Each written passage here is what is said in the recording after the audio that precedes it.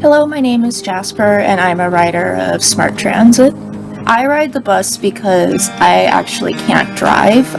My disability makes it so that I pass out often. So I use the bus to go shopping, to go to work. I like to go birding in my free time, so I'll go all over Moscow on the bus just taking pictures of birds. I pretty much rely on Moscow Smart Transit to live.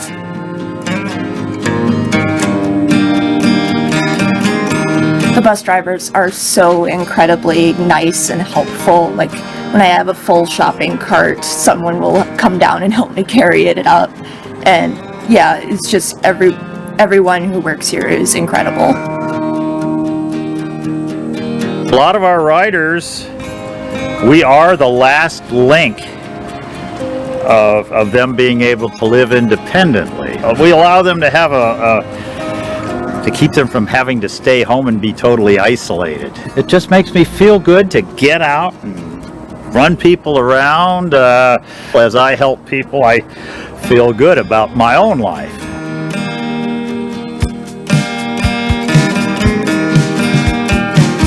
My name is Shirley. I'm a great-grandmother, grandmother, wife, and a retired secretary. The compact size of the bus makes them comfortable and they feel secure, and you just enjoy the ride. You don't have to drive yourself, not to have to park, not to be stressed over traffic, and you get to meet more people. When you're alone in the car, you can't talk to anyone.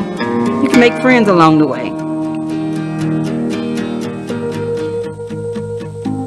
Use Smart Transit if you want to go somewhere, because we're fun and our drivers are lovely, so we do it with empathy and passion.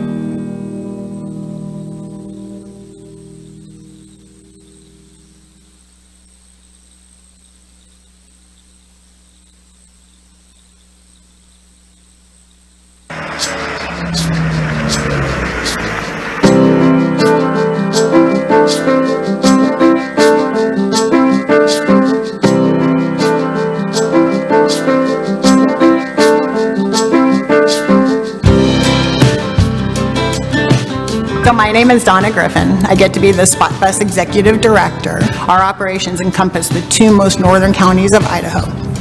We have two fixed routes that run from Dover all the way out to Pend Oreille, and we also have a paratransit curb-to-curb service in Bonner County.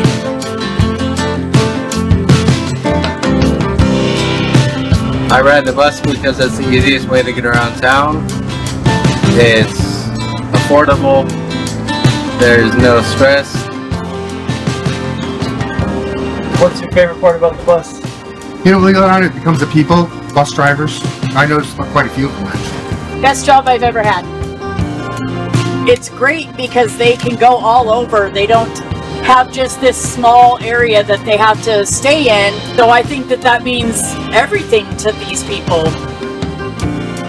My name is Cliff Warren. I am on the board of directors of SPOT.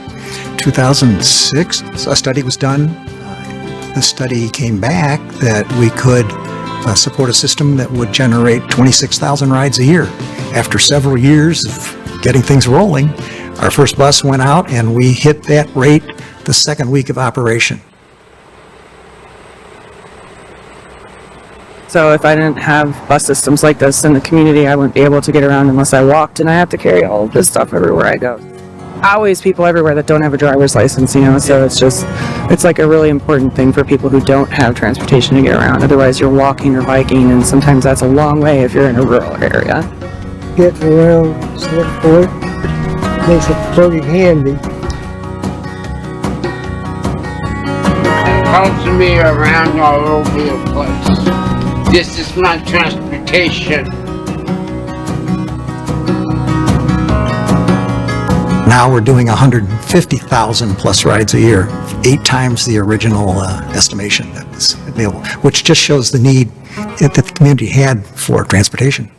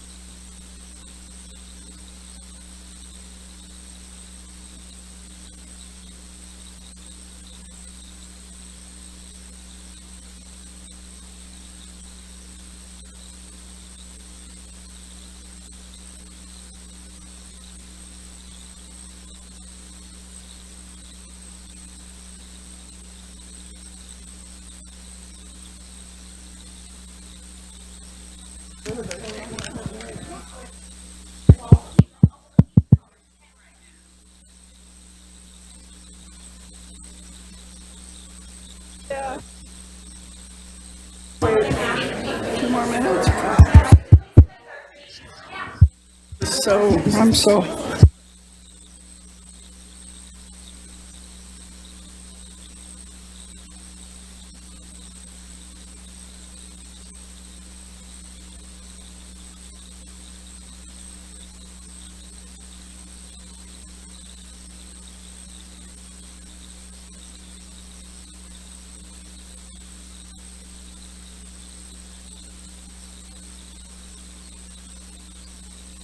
So it is 9 o'clock. If I could ask everybody to find a seat,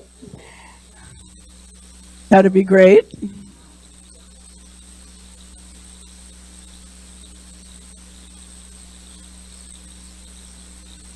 So welcome to the first annual CTAI Transit Day at the Capitol. And thank you everyone who helped make this happen. Give yourselves a hand. I'm Elaine Clegg. I'm the CEO of Valley Regional Transit. I'll be kind of your MC today. I'll also help with a couple of the presentations. Couple of housekeeping notes. This is not church, so you're not required to sit in the back. You can move up if you'd like. Your choice. We are really excited to have you all here.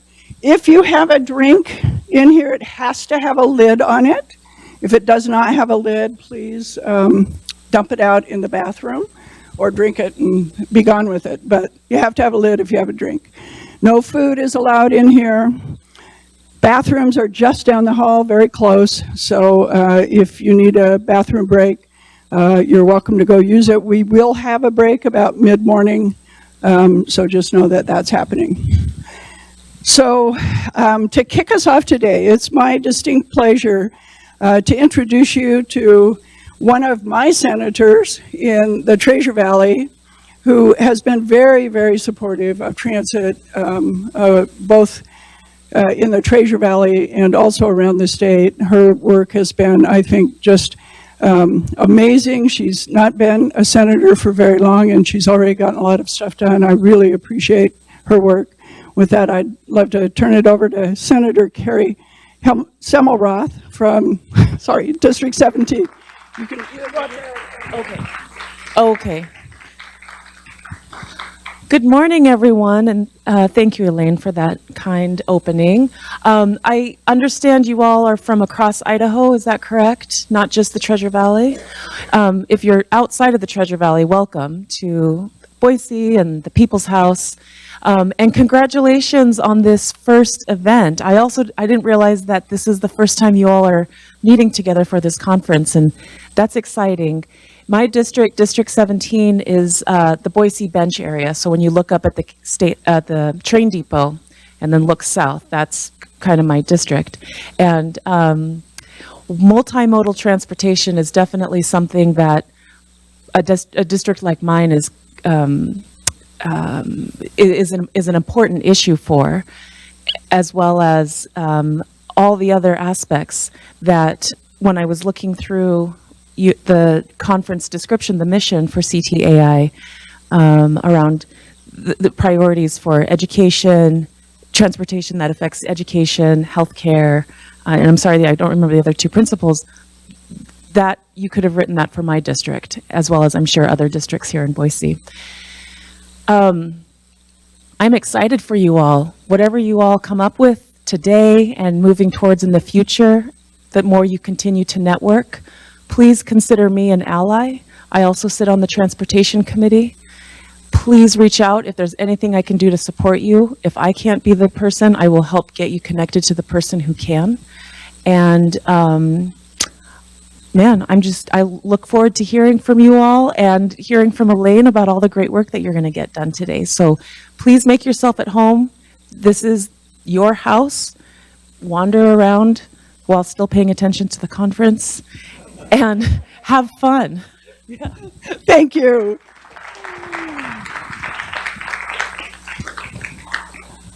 So in addition to Carrie, I think we have a couple of more elected officials in the room. If you are an elected official, raise your hand and let's thank them for their service. Thank you so much.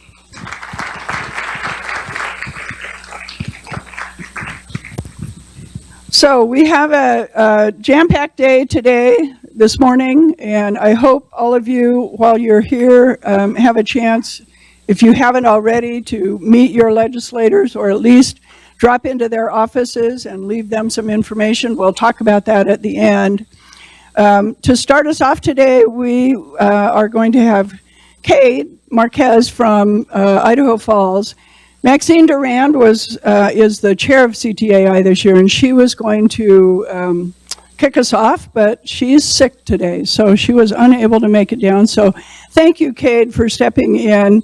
He's going to tell you a little bit about CTAI, what CTAI does, and what we can all do to help support their mission. Thank you, Cade.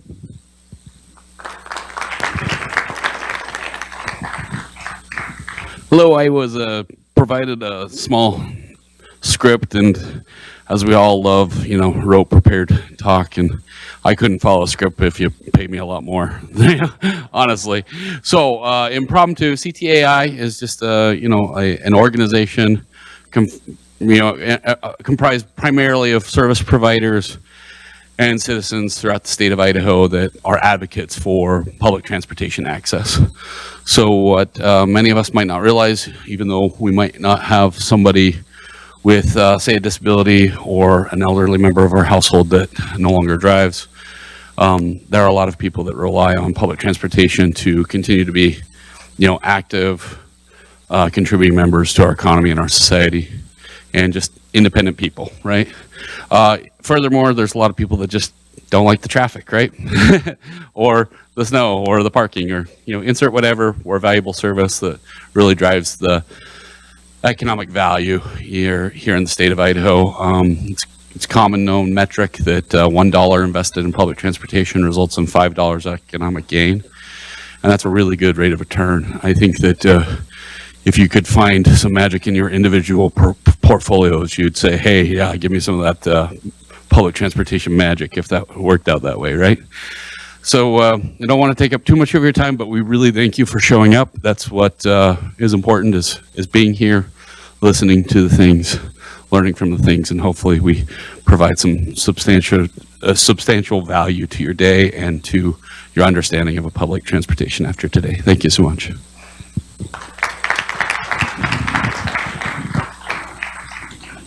Thank you, Cade, and thank you, CTAI, for all that you do for the state.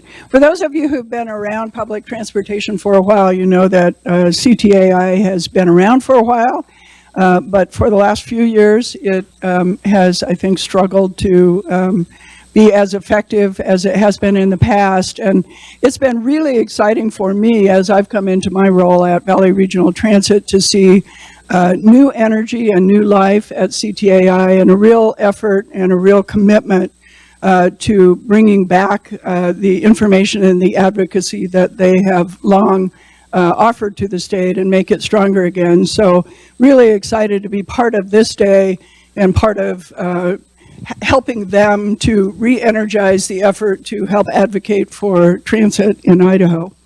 So I'm going to just do a little bit of an introduction to the state of transit in Idaho. And I could go up on the podium, but I'm really tall anyway, and there's this thing back there that makes me even taller, so I think I'm going to just stay here if that's okay.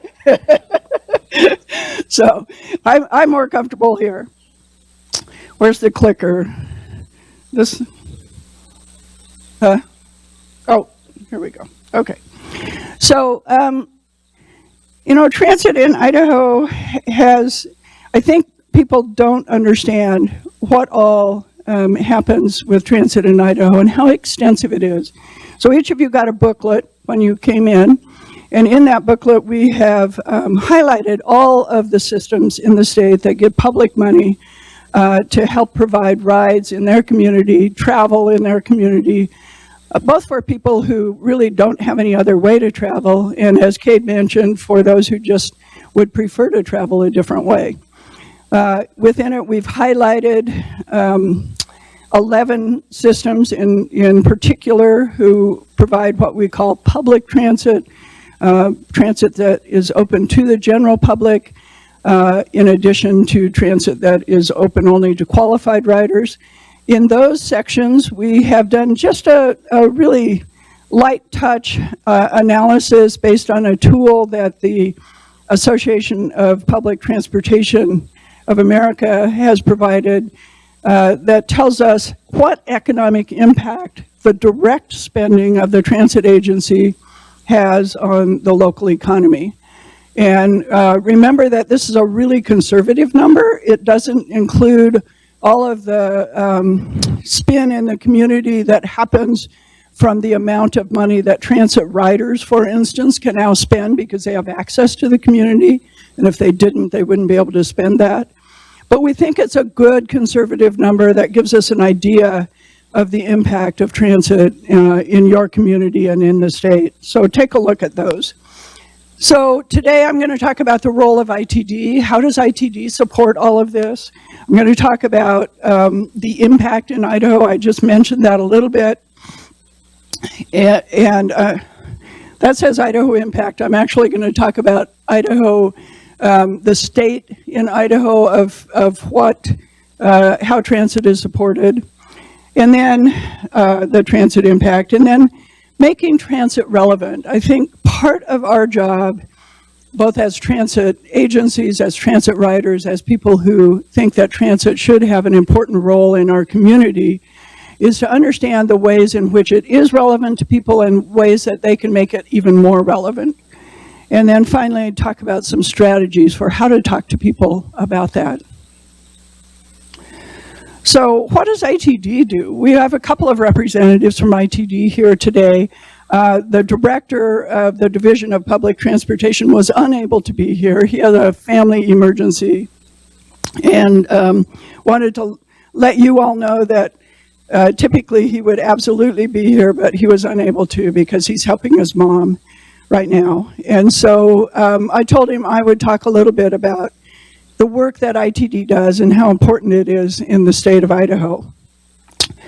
So their mission is to foster fiscally responsible public transportation. We're all Idahoans, right? We know that that's kind of the mantra of the state. If you do something, you make sure that you do it in a way that's fiscally responsible, that returns value to the community. And ITD is no different in how they support communities to do that. They also want to make sure that there's efficient and effective use of their funds so that those funds go farther in the community and really make sure that the people who need them get the services that they need. And they support providers. So ITD provides oversight. If you get funding from ITD, you get a review from them, and they determine that all of your funding is in compliance with how it's supposed to be spent. They also provide training. Last year, VRT was able to partner with ITD to provide 4 separate trainings, week-long trainings at our facility in Meridian, where people from all over the state came and got certified in safety and all kinds of other things in those 4 trainings. I know for some of our staff, that was an incredibly important year because now some of them are certified in ways that they hadn't been previously, and that helps us to provide better service to our customers. They also host a summit every year, and that summit this year was held in Coeur d'Alene. They're committed to holding it not just in Boise, but in other places around the state. So I'm guessing next year is Eastern Idaho. Is that right? Maybe. I don't know for sure. Ron's not here, so I'm not sure if I'm speaking out of turn. I might be. What's that? Oh, okay, we'll start a rumor. How about? Anyway, at that summit, they often bring in national speakers to talk about things that are happening nationally, especially with small agencies, which the majority of the agencies in Idaho are, and ways to be more effective, more efficient. This year, one of the things we learned about was that there's a bus shortage around the country. There's only 2 manufacturers left in the United States of large transit buses. And right now, we put in an order last November, and I think we're going to get those buses in December of this year or maybe January of next year. So it's having a real impact on the ability of transit agencies to keep their rolling stock in good shape. And so one of the things that we learned is that we should talk to our national congressional delegation about the importance of supply chains and the importance of supporting U.S. manufacturers so that we can get the buses we need. We also learned that nationally there is a lot of evidence that transit does, in fact, impact the economy. So ITD commissioned a study last year, and we heard the results of that study. I think Cameron from HDR is going to recap some of what we heard. And really, especially in a place like Idaho, how important it is to recognize that what we do impacts the economy of the state, of the region, of the locality, and without it, that's the state and that region and your locality would be less vibrant, would have less money moving around, would have less people able to take jobs, would have less people able to avail themselves of social and other opportunities to interact with their fellow citizens. And without that, that makes Idaho a less rich place to be. I don't think any of us want that. So ITD has been really helpful in helping us all understand how that works. So I've been in this role now for 2 years on Wednesday, believe it or not. I can't believe it's been that long, but it has. In those 2 years, I've been talking a lot about what is the reason for transit in Idaho and what should we be thinking about? And how do we make that happen?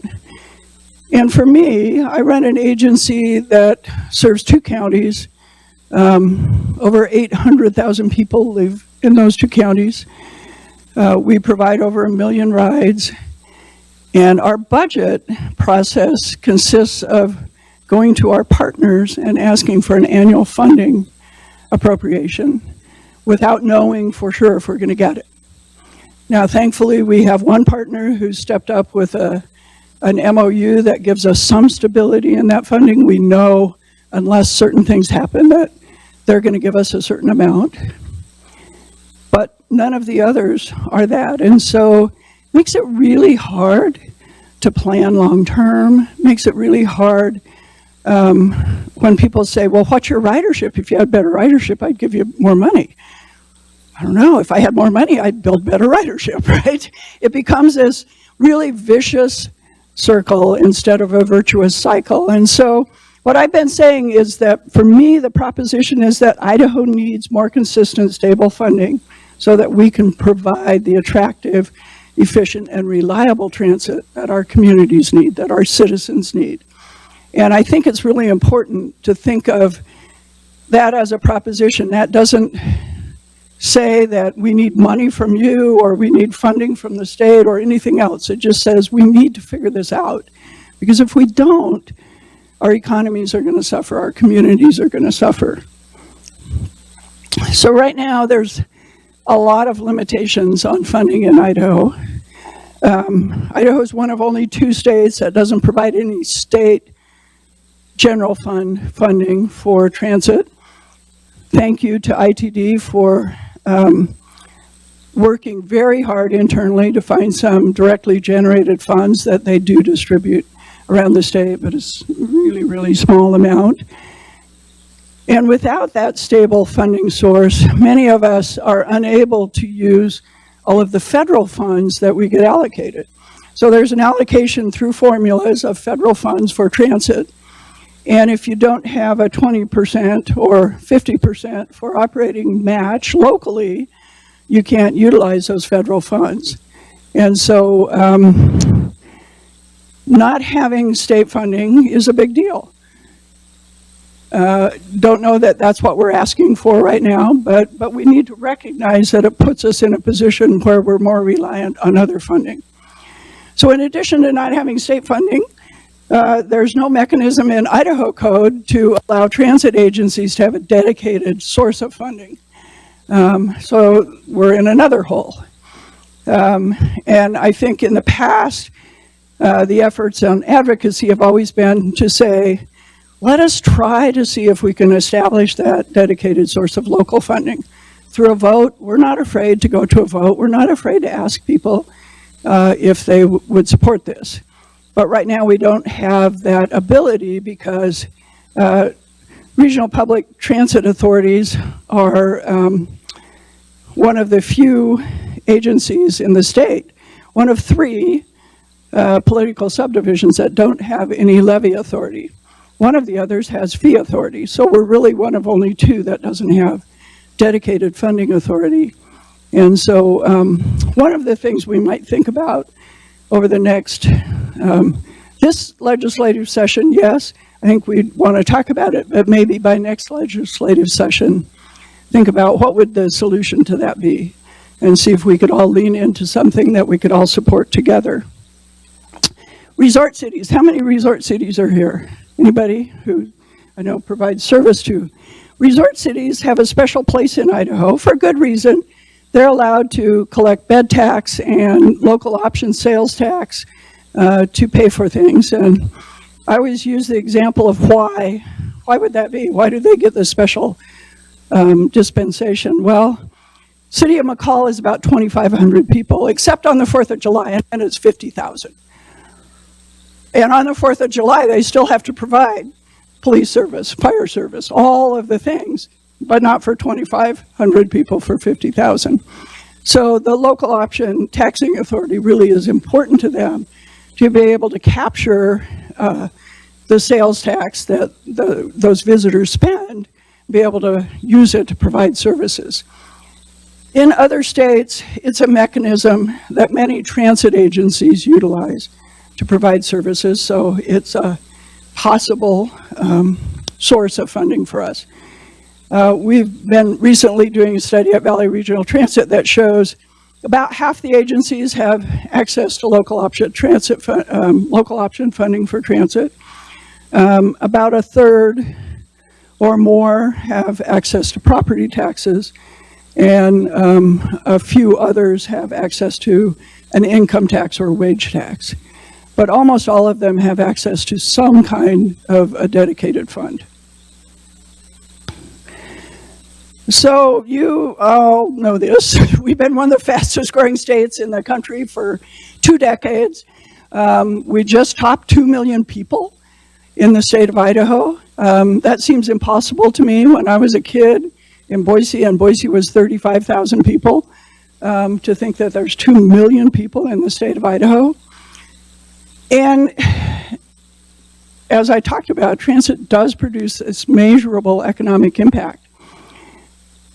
But with all of that growth, it puts the pressure on transit to even do more, and yet with all of those limitations we've just talked about, it makes it harder.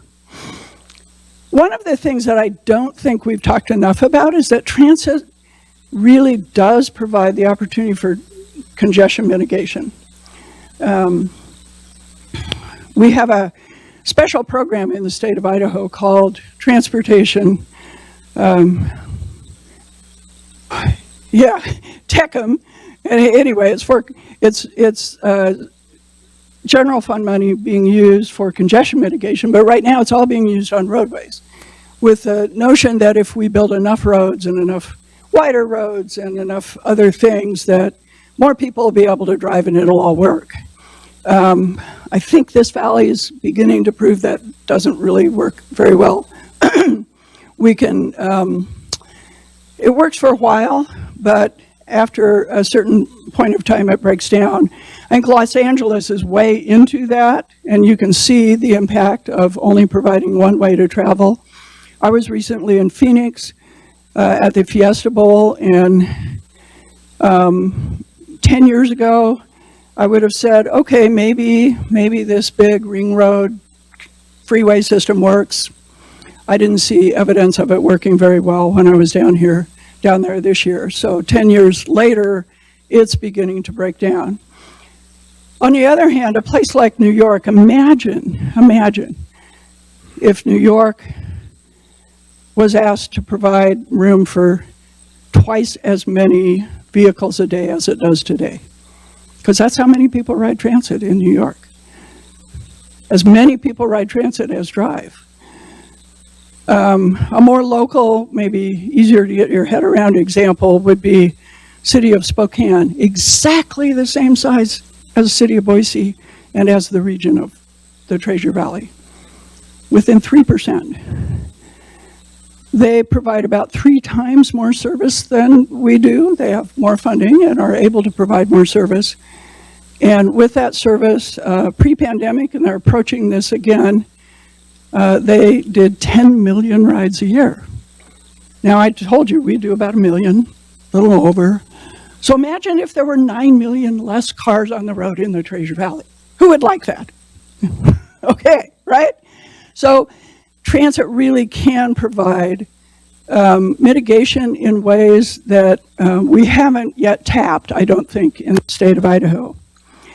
It provides opportunities for job expansion and job growth. Right now, if I don't have very much money and I live in Caldwell and I get offered a job at Micron and I have a car that breaks down probably once a week and costs me $500 a month to run, it's going to be really hard for me to take that job. But if I had good transit, I might be able to do that. And so it expands the distance that employers can look for employees. It expands the distance that employees can look for jobs. And overall, it means that more people can get to more jobs more easily. So it really does have an impact. And in our rural communities, transit plays a little bit different role. There's not a lot of what you would call public transportation in rural communities, transportation that's open to the general public. But there's a lot of transportation for older adults and persons with disabilities. So imagine in a rural community if your grandparents couldn't get to the doctor. Imagine in a rural community if your friend who's in a wheelchair didn't have access to a job. It's maybe even more important in those communities, the kind of transit that we provide there, because it really is a lifeline. It really makes the difference in that community being a full community where everyone can participate, or a more limited one. And if you're a rural community of 285 people, you can't afford to take 150 people out of the mix. You just can't afford it. You need them to be part of your community. And so in rural communities, it can be very important. So how do we make it relevant? Transit should go where you want to go. It should go when you want to go there. Shouldn't cost a lot. And it should be safe and fun. We think it should be fun and easy to ride transit. We provide bands on the bus during Tree Fort as one of the fun things, and people love it. People absolutely love it. So think of transit not just as that thing that you have to get on to get to, but something that really provides a place where you can build community. Destinations are really important. So frequency to the right destinations at the right time. Easy payment systems with the new technology. If you have a really public agency that provides public rides, it's becoming easier and easier to make it easy for people to use it. So intentional leadership. I put this here because all of you are those intentional leaders. We need all of you to provide the kind of leadership that help us decide as a state to make transit better, because we can, and work toward the outcomes we want. I think today, hopefully, we'll help identify some of the changes that we need to make that happen. And more importantly, we're here today to begin communicating those messages to the people who need to hear them, the decision makers that maybe can make a difference for us. So, those strategies, build a transit coalition, a better one. And we've already started on that. CTAI is doing an amazing job stepping up. We're excited about that. We want to jump on board and be part of that. key champions. Who of you is going to be a champion for this? We need you. We need you to step up and talk to people. And we need to speak as one voice to the extent we can. I know we all have different issues here and there, but that one voice can make a huge difference in what the decision makers hear and what decision they end up making. So hopefully today, let's develop a pro-transit message that really resonates around the state. We think it's probably built about sustaining economic growth in Idaho. And then more importantly, once we develop that message, let's all go out and be the messengers that we know we need. Thank you.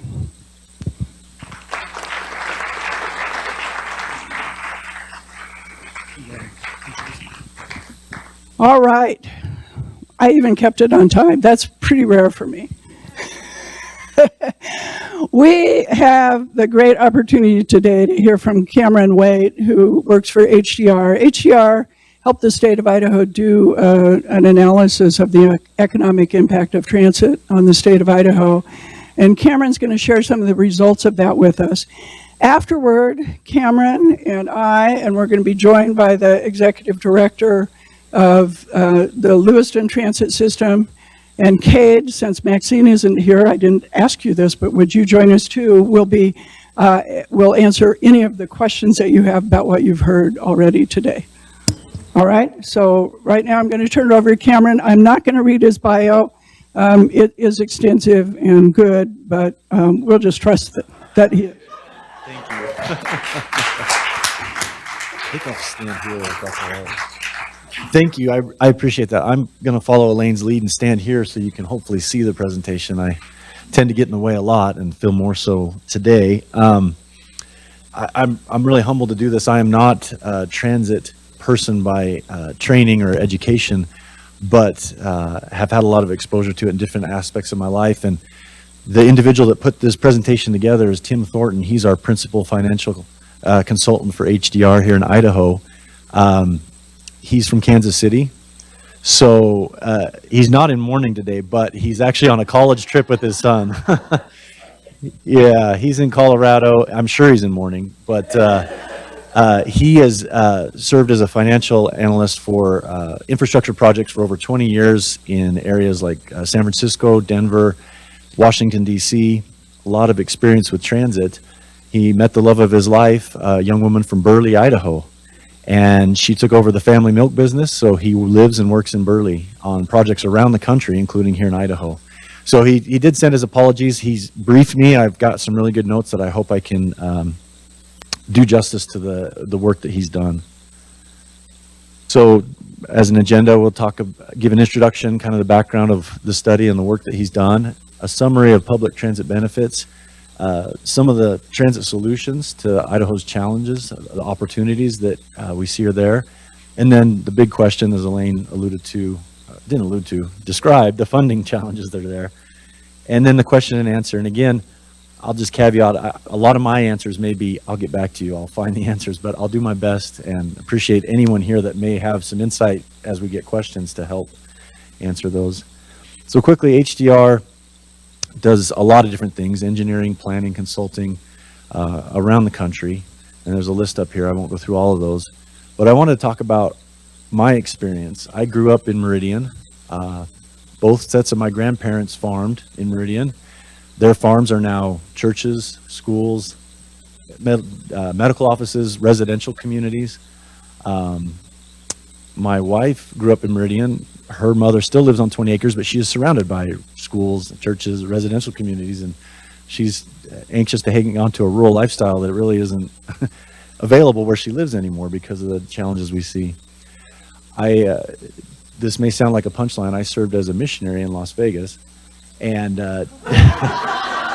for my church 30 years ago, but transit was crucial for getting around. We didn't have vehicles, we had bikes, and so if we wanted to go anywhere of any distance in 100 and some odd degree heat, transit was critical. Then I did school in Utah and grad school in Berkeley, and transit was was more than critical there. As a student, we got free bus passes, and we could take the bus anywhere in the area, and we had the BART system as well. And so I really got to know transit through those experiences out of necessity. As low, my funds were low, my needs were high as far as mobility and getting around. And so then moving back here to the Treasure Valley 25 years ago, not having as many options, it was an education for me to see how that all happened and the opportunities. So some of the things that I have been involved with, right now we're working with Compass on the Let's Ride campaign for high capacity transit. And as a plug, we've got public meetings next week, the 18th at the Compass offices and VRT offices in Meridian, and then the 19th at Nampa Public Library.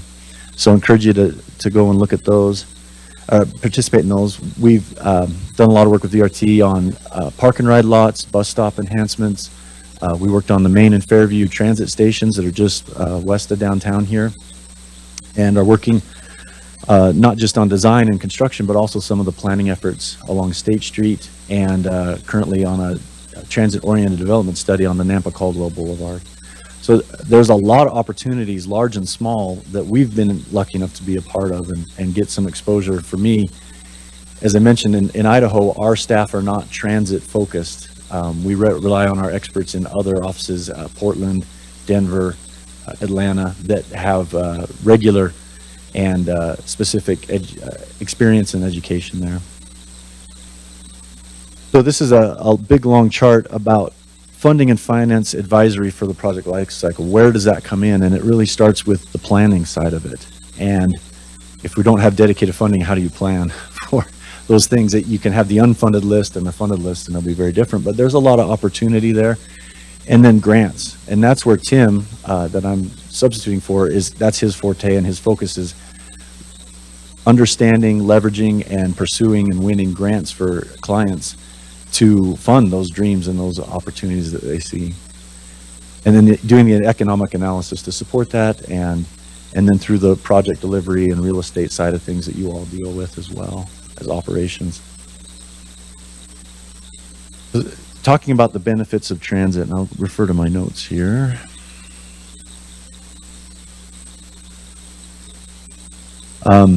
So the American Public Transportation Association has several studies, is continually looking at the benefits of transit, and a lot of what they found is a 5-to-1 economic return on investments in transit.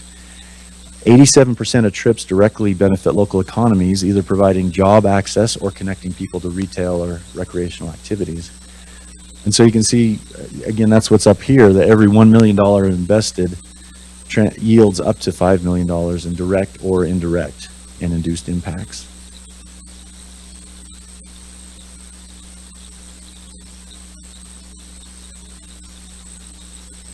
So some of those benefits are, as we talked about, the modal shift, getting out of our vehicles, single occupancy vehicles especially, reduced vehicle miles traveled, reduced congestion, travel time savings. One less car on the road can make a big difference, as we all know, driving around, but a lot of cars off the road can make a much bigger difference if you have to take 30 off with one bus trip or more. Reduced operations and maintenance if there's less wear and tear on the road. Reduced crashes potentially. Depending on the situation, there's a lot of safety benefits using transit for mobility. And then reduced emissions. And some of the, a lot of times, and I've been guilty of this before, I don't necessarily use transit, so I won't benefit from it. But even if I'm driving alone, if there's transit options, I benefit from less congestion, less reduction, or less emissions, all those things as well. And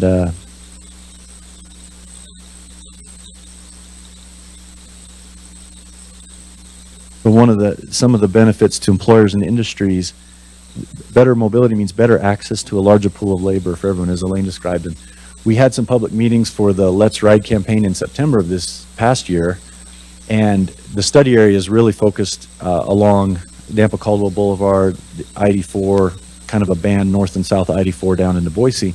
We had a hotel manager from Eagle come to the meeting, and we don't show any alternatives that go to Eagle or connect to Eagle with this study, but she said the majority of her employees are coming from Canyon County, and the cost and the time for them to get to Eagle to work is she's struggling to keep them and keep them on staff, but have them motivated to stay there because the transportation costs, both in dollars and time, are too steep for them. So she was looking for, as Elaine mentioned, what are the transit opportunities to help me get my people where they need to be and be productive and keep my business up running. So it was a really cool example to me of the need here in the Valley. But some of the specific improvement or benefits, again, access to a larger pool, areas near transit stops and stations, there's increased foot traffic, more people during the day, which could improve visibility for retail, restaurants, those sorts of things. Again, the transit-oriented development side, and it is a little bit of a chicken and egg there too, but the people will be there with improved transit opportunities. Also, lower congestion, improved roadway conditions make the network more reliable for freight movement, which is a big concern. And working on a study up in Coeur d'Alene and talking to the logging industry. And Coeur d'Alene recently, along US 95, changed from 11 at night to 4 in the morning. They used to have flashing yellow on US 95 through town. And the logging trucks would take advantage of that because they could get through town quicker, but they've gone now to a typical red, yellow, green system all night long, and that's had an impact on freight, which was an interesting thing I wouldn't have correlated till we talked to them. That makes it more challenging then to get through town north and south with their logs and other things they're taking with them. Another benefit is livability. Thinking about the cost of housing and the opportunities, kind of like I mentioned that example from Canyon County to Eagle. But after housing, transportation is typically every household's second biggest expense. And small changes in cost of transportation can make a big impact on families' finances. Providing people with access to essential services, as was mentioned, healthcare, education, workforce training is critical as well. And not everyone can drive, as we know. And so providing opportunities for people to have some independence and mobility without the ability to drive is a big service and opportunity with transit, and benefit, I should say.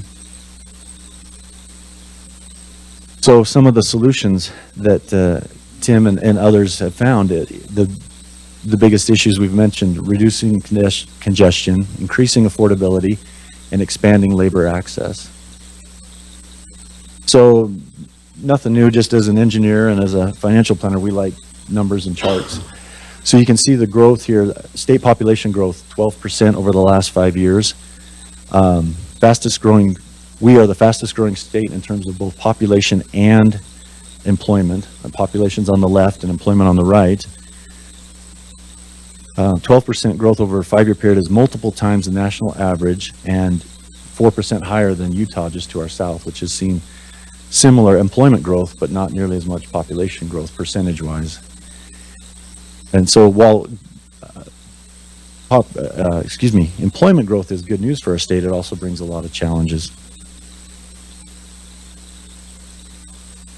Yeah, if you can play this. This is just, and this is one that means a lot to me. This is looking at the Treasure Valley from 1984 to 2022. So as it plays, you can see the change in green space at mostly agriculture to development.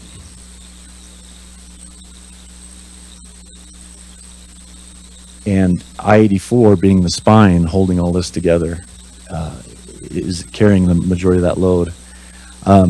When I graduated high school, Meridian was 15,000 people, and Boise was, I think, 135 to 150,000, depending on the source. Today, Meridian's about that size that Boise was in 30 years. It's grown rapidly. Raised my family out in Kuna. We moved out there 24 years ago, 5,000 people. Now they're saying there's about 40,000 in and out of town. My nephew's on the school board, actually, for the Kuna School District, and Kuna has approved 8,000 new homes in the coming years. And he says he figures that's 5,500 students, and they're already struggling to serve the demand we have now. So just the growth that we're all feeling, those are some numbers that mean a lot to me and that I see as I live in the community. So, again, another graph, and you can see the dip in 2020. This is hours of congestion, and obviously during COVID we had a lot of folks not on the road. But the congestion growth, the peak was in 2018, but we're rapidly getting back to that number. Annual delay for auto commuter drivers. Sorry, that's what this graph shows over the years. The real cost to population and economy is the value of time and fuel wasted is estimated at over $250 million in 2022. Hundreds of thousands of hours in truck delay, millions of gallons of gas consumed in congestion, and then additional emissions. And these are all things that have been calculated based on average value of time for commuters, as well as the cost of fuel and average operating parameters for vehicles. But when we talk about benefits in the abstract, taking cars off the road, reducing congestion and saving time, these are numbers we can address with improved transit. One that I'm sure all of you are familiar with is affordability. The delivery of housing supply isn't matching the demand, obviously, and you can see the affordability change, excuse me. So this data is from Zillow, and Tim worked with their analytics. In 2017, the average Idaho home value was really comparable to that U.S. average, virtually identical at $211,000. Excuse me. Since that time, the Idaho average has increased by 116%, which is the highest increase of any state in the country. So it just points to that discrepancy of where can I live versus where can I work, and how do I get between the two, and the challenges there. The transit can't fix the housing supply, but it can reduce that second biggest expenditure. And this is an interesting graph for me, a summary of some of the concerns there. People will travel far and wide to find the home they enjoy, but more importantly, the home they can afford, and then often are coming here with a job first and then a home second. But looking in Idaho, we have some of the highest transportation costs. So the percent of area median income, we rank 40th out of 50 as transportation cost. We rank 47th in vehicle miles traveled per household in the state. So we're traveling almost more than anybody else in the country. And we rank 45th in total transportation costs. We're driving further, we're buying more gas than a lot of our counterparts. So all the things we talked to before, transit can really address a lot of these issues. And there's a lot more information. This is from the Center for Neighborhood Technology, Housing and Transportation Index. They've got a lot of really interesting rabbit holes you can go down to see where they got this and where it all comes from and what it all means, more importantly. So measures of transportation challenges, factors contributing to a weak score. So this is the transportation access score from the U.S. Department of Transportation. It's in the U.S. Census, excuse me. And it includes looking at commute time to work, transit services per square mile, jobs within 45 minutes, a 45-minute drive, excuse me, drive time to points of interest versus walk time to points of interest, and percent of households with no car. And Idaho is just ahead of Wyoming and Montana and above the acceptable threshold according to the US DOT, this study that was done. And then this map, again, was really interesting to me that Tim had found. You can see these are all fixed routes around the country, and you can see the coasts, as we would expect, are very well served. It's not surprising to see gaps in rural states like Montana and Wyoming, which we are more comparable to here in Idaho. But you look at Oregon and Washington, and as Elaine mentioned, Spokane, they don't just have fixed route reliability on the coast, but throughout the state.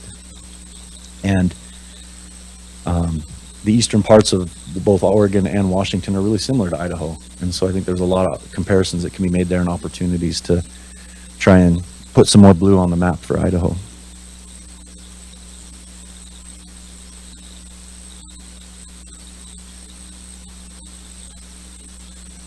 So labor force constraints, again, we have very low unemployment here in Idaho, which is a good thing.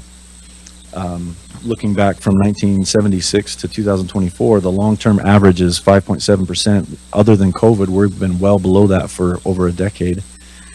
It's a good problem to have, but it makes it a challenge for businesses seeking labor. And again, the example I gave before, as well as many others, the Idaho Department of Labor surveys businesses and their top concerns. Of their top concerns, the top 2 are related to labor constraints. 31% were concerned about supply or cost of labor. 22% were concerned with high labor turnover. And over half of those surveys cited labor constraint related issues as their top concern. So challenges with getting good employees and keeping them often are related to the transportation costs or impacts to their lifestyles. So now I want to finish in the last section on funding opportunities. And one thing Tim wanted me to reiterate is things are really volatile right now, obviously at the federal level. But we are in the 3rd year of a 5-year generational investment. So there's some hope that there's some stability to be found in that structure. And that's a lot of what he's doing is some grants are changing names, but the parameters and the funding are potentially still the same. His estimation, we have a 1.5 years left of this investment in our nation's infrastructure, and includes $32 billion for the nation's transit systems.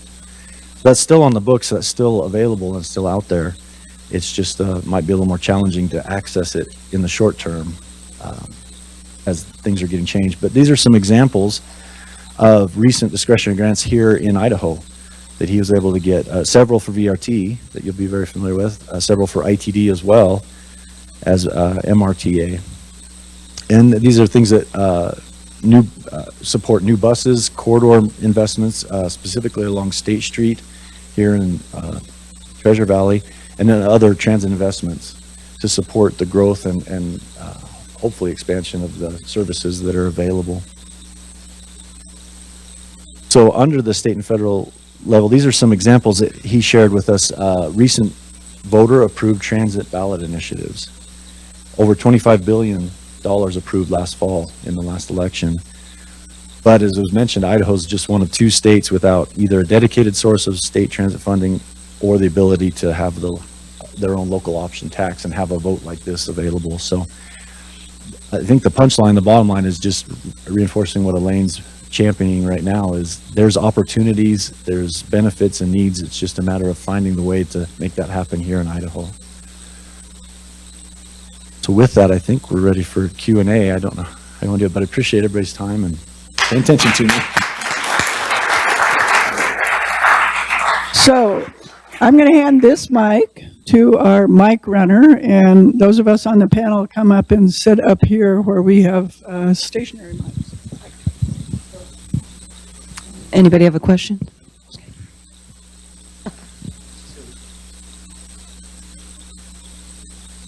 Oh, excuse me.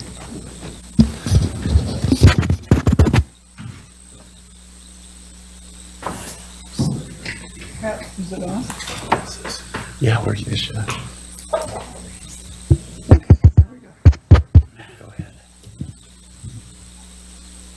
You want to be there? Sure. Yeah. All right.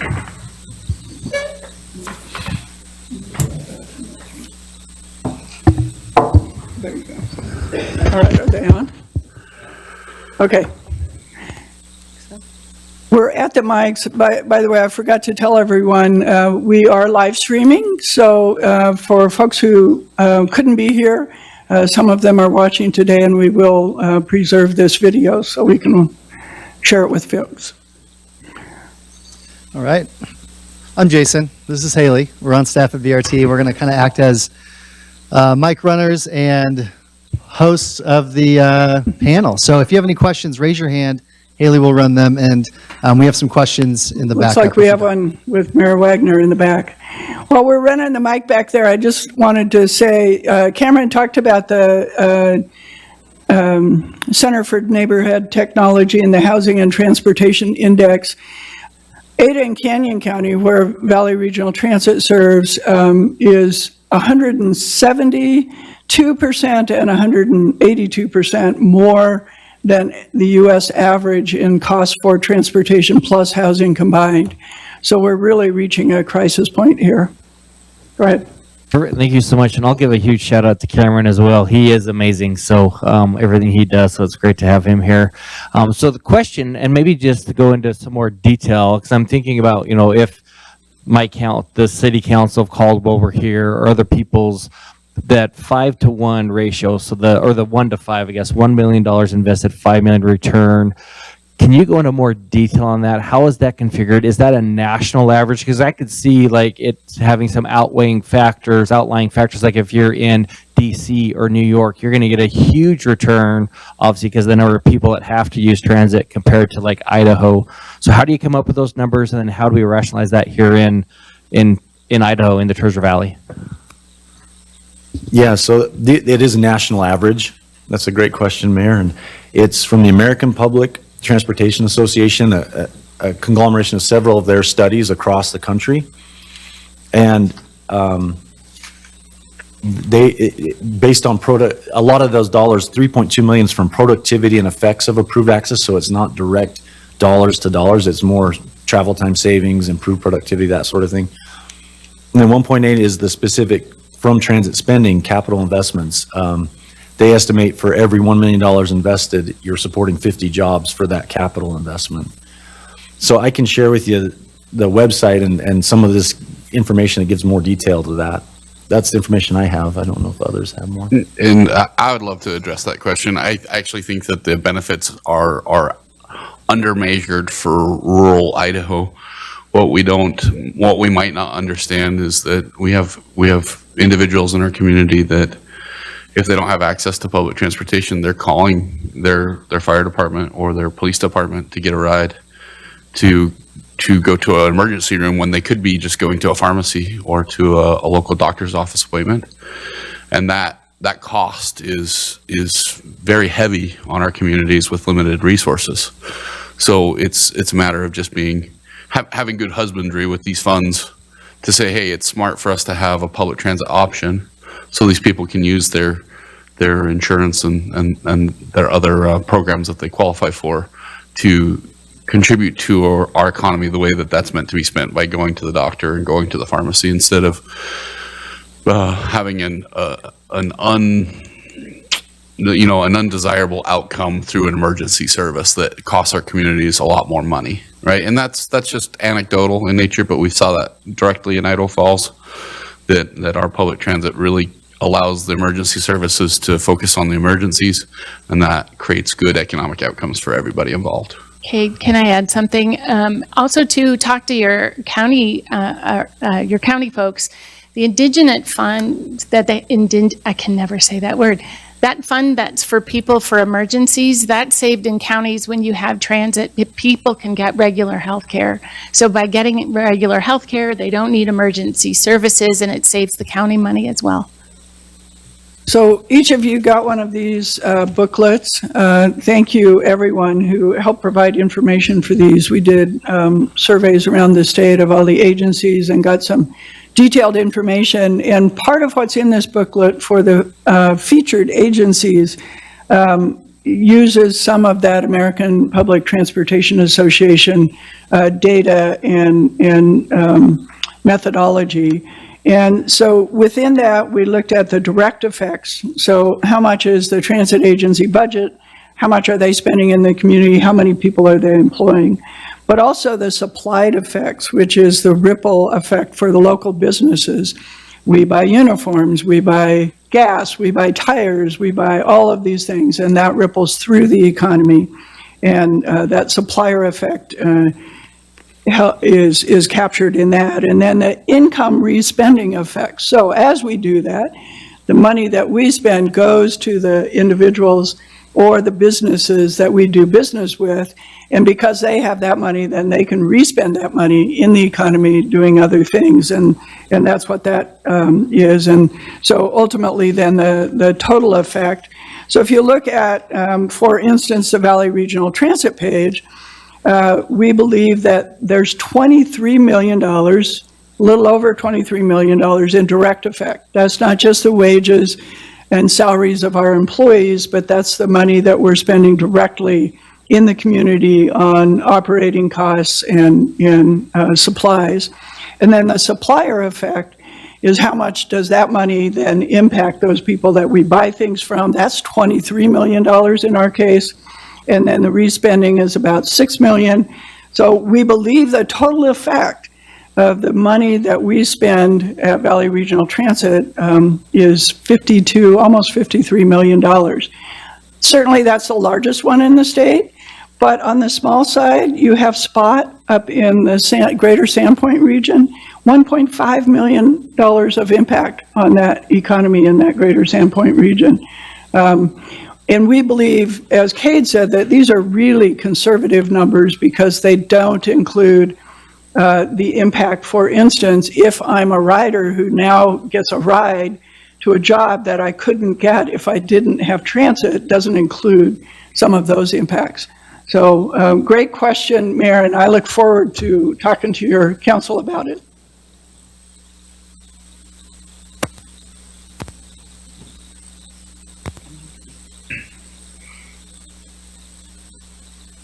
Hi, thanks for your discussion today.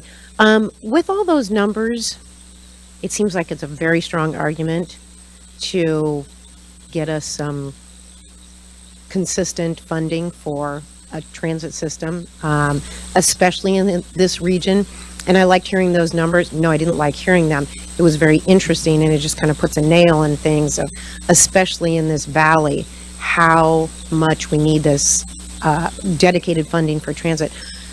Can you provide a few more details on how you're trying to approach that and what our best ways are to support the transit facilities, especially VRT here in the Valley? Thanks.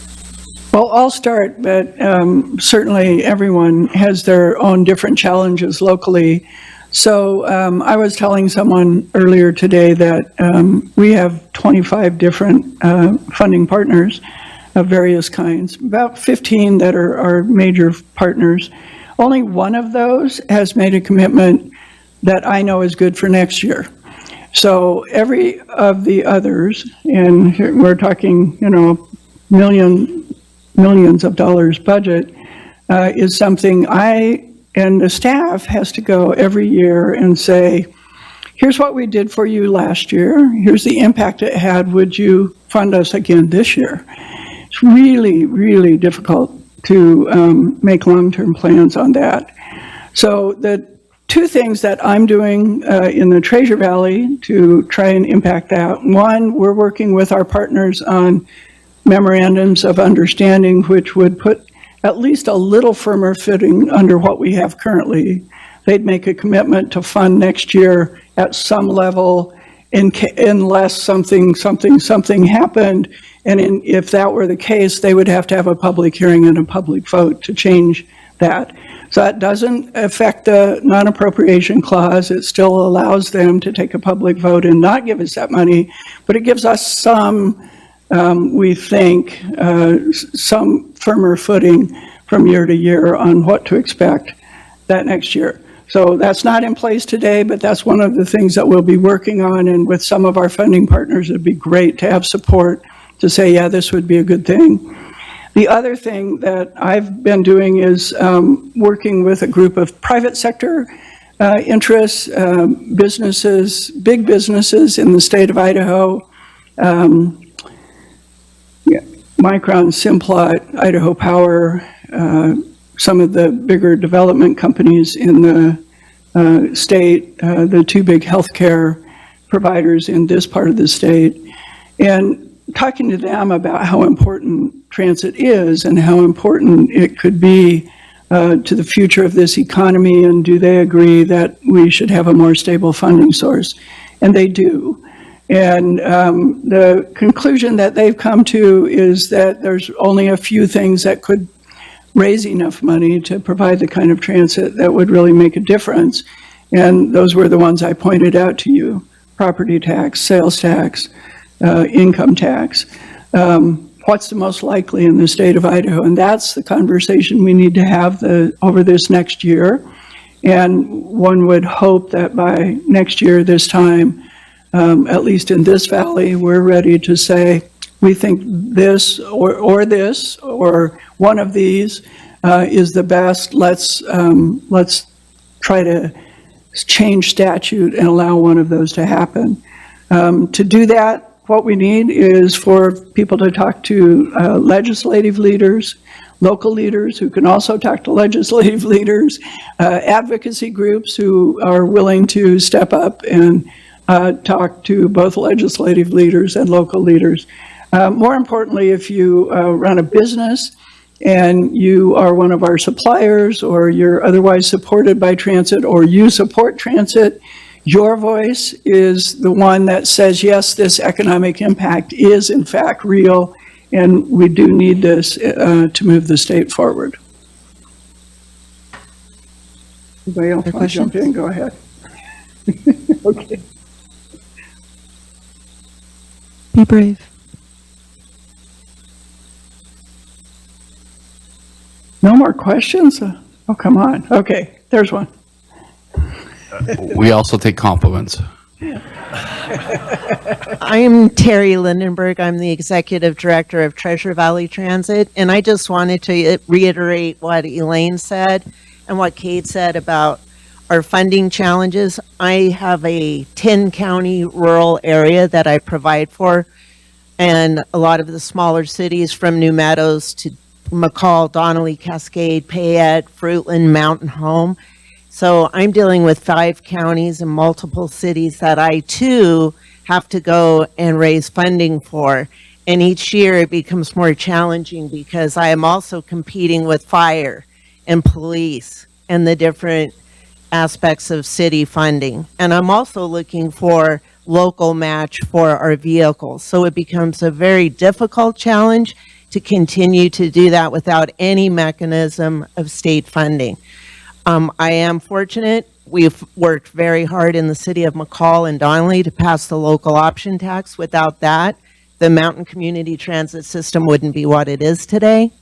So, but the smaller communities such as Elmore County and Mountain Home and Payette and Fruitland also face those challenges.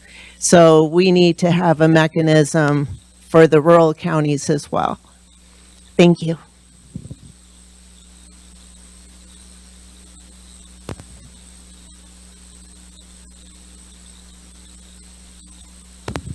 Hello, my name is Travis. I'm the owner of Serenity Transportation with the Rides to Wellness program through VRT. So Elaine, elaborate a little bit, because I'd love to reach out and help any way that I could as a local entrepreneur to encourage, whether that's legislators or community partners. We already do a lot for ridership. We get local advertising and marketing, and when they can't pay privately, first thing that we do is recommend them to Rides to Wellness, because it's such a fantastic program, what you guys are doing there. So thank you for that. We recently expanded over to Eastern Idaho as well. So Kate, I know we've talked briefly, but how would it look for me to maybe help bring in some more of that funding, or just elaborate a little bit on that if you could? I'd appreciate it. Thank you, and Kate, you're welcome to join in too. So in terms of partners who also, provide service and bring in, potentially could bring in funding, or just, other partners, I think identifying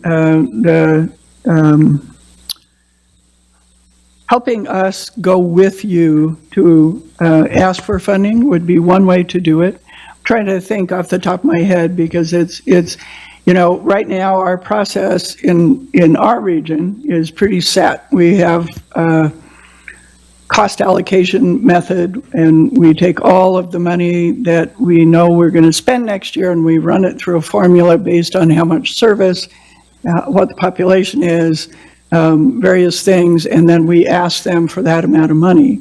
Having partners who can go with us when we make those asks are really important. One thing I didn't mention that we're beginning to step into, we've just barely begun, is directly going to either businesses and or residents and asking if they would help support. So in the case of Micron, they're expanding with a considerable investment in this region. They're going to invest $15 billion in a new fabricating facility here. It's also going to include research and development, an arm of research and development. They think ultimately there will be up to 15,000 jobs, both in the fab and then supporting it with either supplies or other things. And right now, there's no transit to the location where they are. And so we're working with them to understand if they would step in and provide that local match for us to provide transit there, because our local funding partners have said with the pressures on city budget, we really can't up our investment that much. It's interesting. I think one of the challenges that I run into with legislators, as the state's been growing, income tax and sales tax have just reasonably grown along with the number of people that we've seen. And so the state funds have been growing as the state grows. That's not the case for transit. When that new building goes in, when those new 200 jobs go in, we don't get any extra funding from it. And so trying to figure out a way to go to the folks who are producing those jobs or those new buildings and saying, maybe you could help provide this, is one thing we're thinking of. So that's what we're doing with Micron on the building side, where we recently inked a deal with a new subdivision that just got approval in the city of Boise. They're going to collect $50 for every new household that they build and give it to us for capital. But the more important piece for us, we think, is that they're going to add a $25 a year fee to their HOA fee that's going to come to us ongoing for support for transit. We're really excited about that as a potential model. We think that it might help. So any of those kinds of ideas that you all can help us with and then help us go and make those requests would be, does that help answer your question? In our case, in our region, I mean, I have dollars allocated to our region that I can't spend because I don't have the local match, right? And that's a unique thing for many places, but that's a large missed opportunity. So far, we've had a lot of luck with our strategies of thinking outside the box and selling advertisement on our vehicles and approaching independent businesses for ride programs and sponsorship of ride programs, but we're just very, very early in that process. For those that are not familiar, GIFT, Greater Idaho Falls Transit, has only existed for a couple and a half years. So, it's very much a terrible two right now, and we're looking forward to potty training. But it's wildly successful as far as very popular with the people and good ridership numbers, but there's still a lot of growing to do, right? And we think that those partnerships with those businesses, like maybe not Micron in our instance, probably the INL, the Idaho National Laboratory in our instance in Idaho Falls. They just announced, hey, we need everybody to work from the offices now, so they're calling back something like 2,700 additional workers, and their busing facilities are kind of at capacity. So we said, hey, what can we do to help? Please talk to us, and we'd like to come up with solutions. But for our region is, when we have those meetings and we ask people to show up and advocate for us, that's what we need, is people to show up and advocate, because it doesn't mean a lot to those various city councils if people don't show up and express, do your civic duty as citizens and say, hey, we would like this as citizens, right?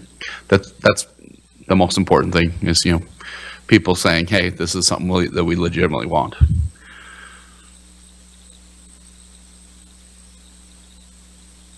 I actually have a question either for the panel or for anybody out there. Please chime in.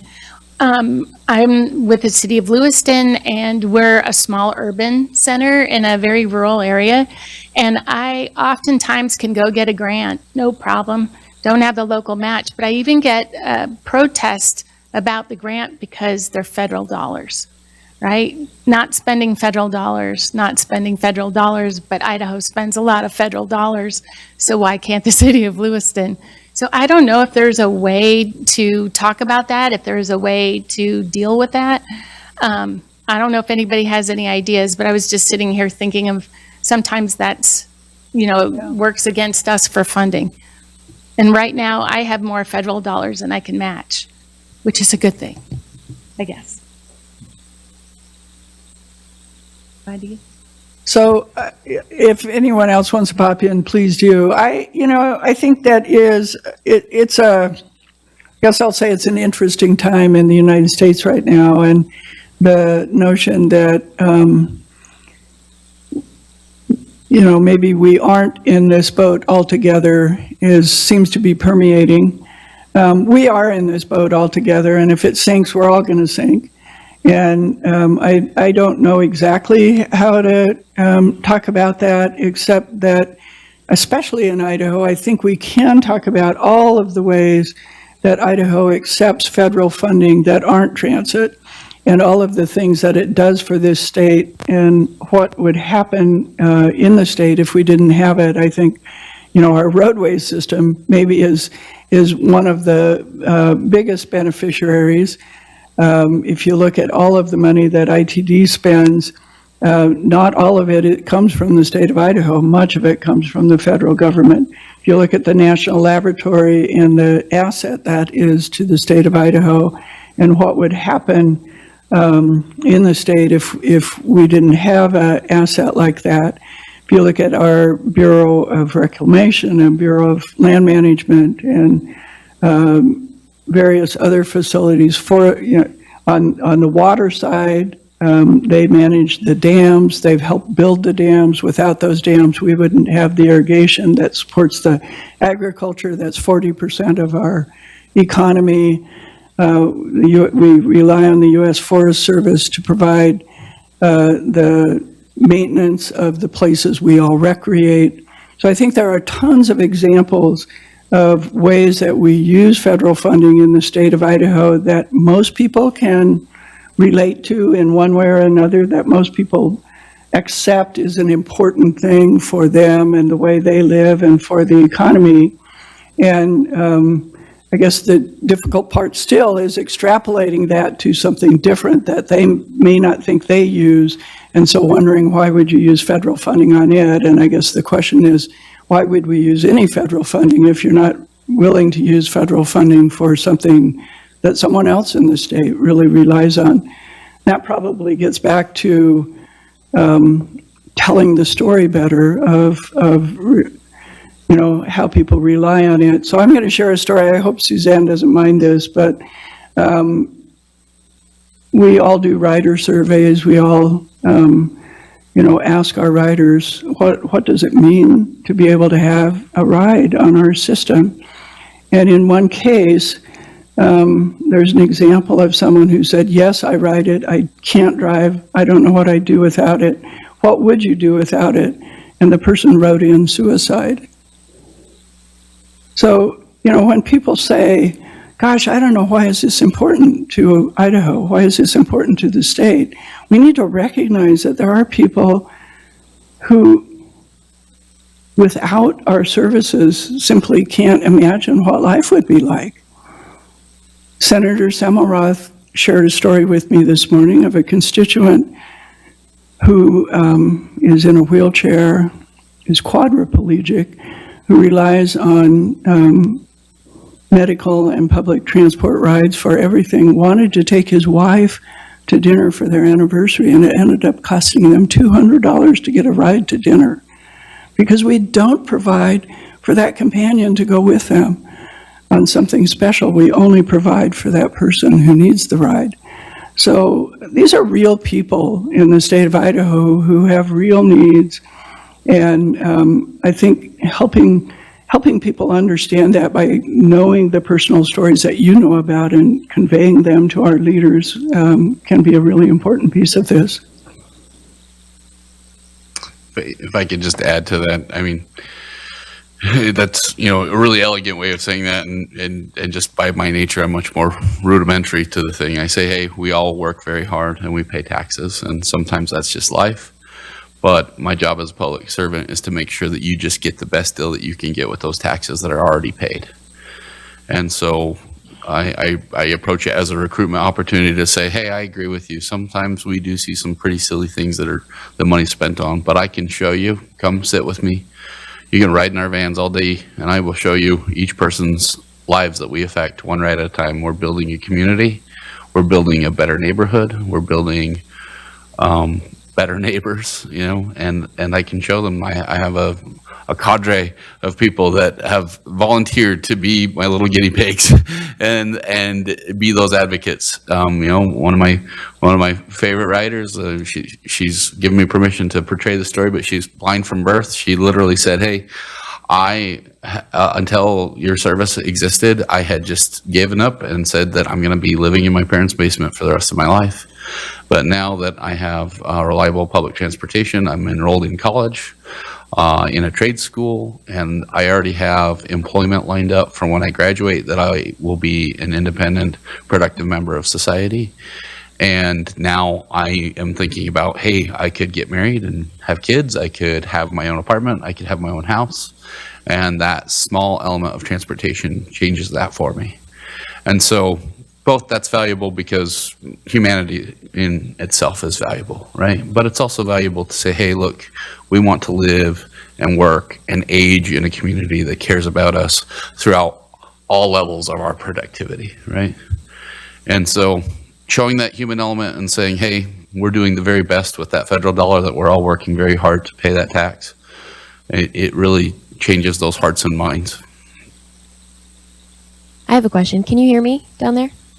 Yes. First of all, I just want to say thank you. I really appreciate the presentation that's been shared with us today. And Tip it towards you a little, and I'll be it. Thank you. Okay, my voice doesn't carry whatsoever. I know that. So I know that as somebody who works in this space, it seems to me like the argument writes itself for why we should invest in public transportation. I think that's probably pretty obvious to a lot of us who are here today, a lot of us who have gotten the opportunity to hear stories like the ones you just shared with us. But I think with the newer people that I tend to speak to, the challenge comes back to this chicken or the egg ridership question, and that sort of challenge of getting that initial investment and getting somebody in the door so you can share this research with them. Have you found any arguments that are particularly compelling to the business owner, to the legislator, to the bureaucrat perhaps, that maybe only has a second to hear our arguments? Are there any more clandestine forms of thinking that we might be able to share with them as we go out into these conversations? Thank you. I got in trouble for popping the county commissioner's tires and saying, oh, you can write gift. I didn't really do that. I heard that word clandestine and I was like, oh man, this is an opportunity for a terrible idea. But it's important to just bring up those things. I regularly attend our commerce organization in the city of Idaho Falls Chamber of Commerce.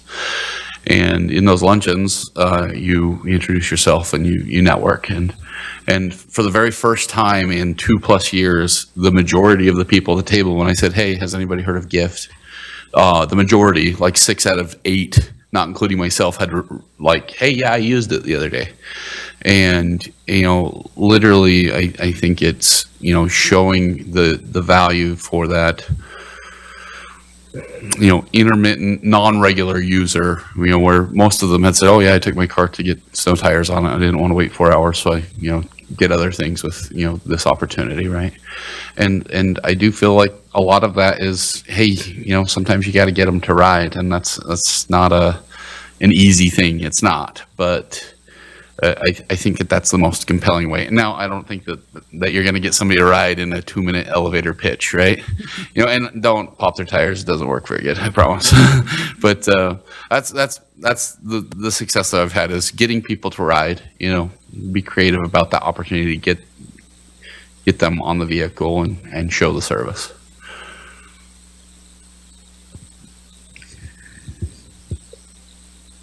I'm working on a business plan, an internal business plan, and as part of that, we did a SWOT analysis of our organization. And one of the biggest threats, frankly, internally to our organization is the amount of time we have to spend not just gathering data, because we already spend all of that time, we have all of the data, but then translating it and analyzing it community by community so that we can go to each of those communities and say, this is how many riders we served in your community last year.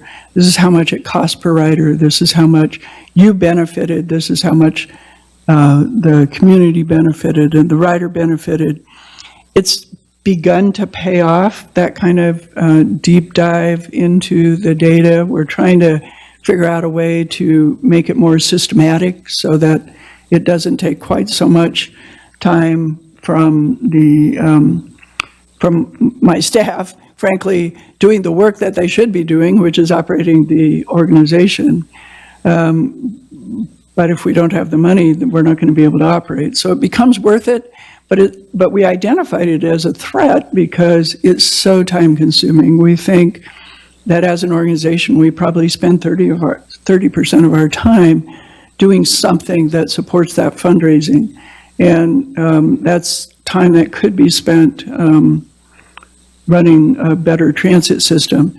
So even though I say that, I think ultimately gathering that kind of information, sharing it, does begin to change minds and change hearts and help them understand that, in fact, this isn't a subsidy to somebody they don't know anything about, but it's an investment in their community, in making their community stronger. And I don't know how else to do it, but I do know that it takes an enormous amount of time and effort to do it well. Good morning. I'm with City of Pocatello. I'm representing Pocatello Regional Transit this morning. And I hear you talk a lot about talking to Micron, talking to other businesses in the valley here. We also have partnerships with Simplot and other areas in Blackfoot.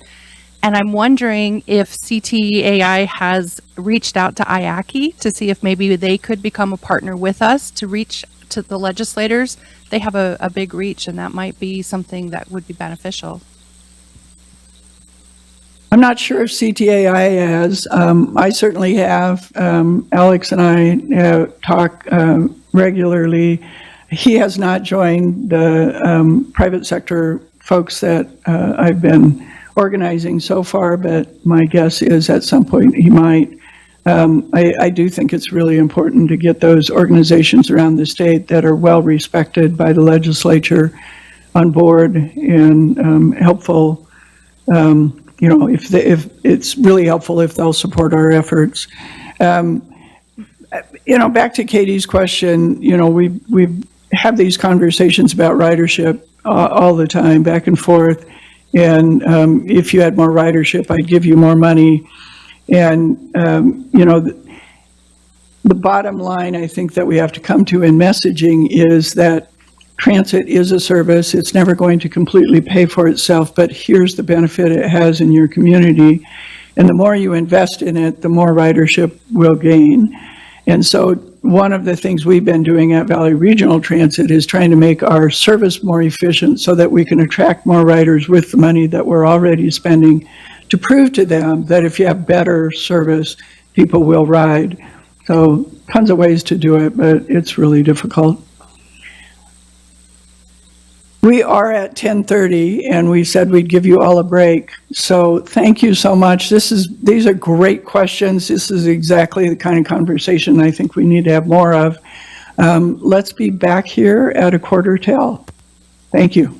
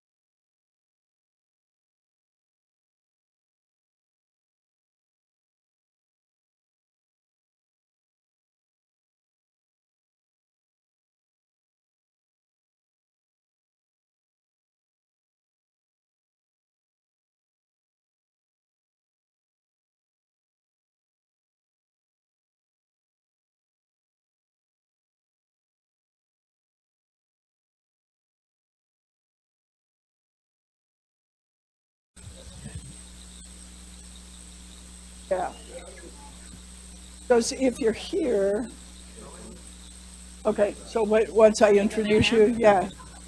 Or you can go now, it's up to you. Okay.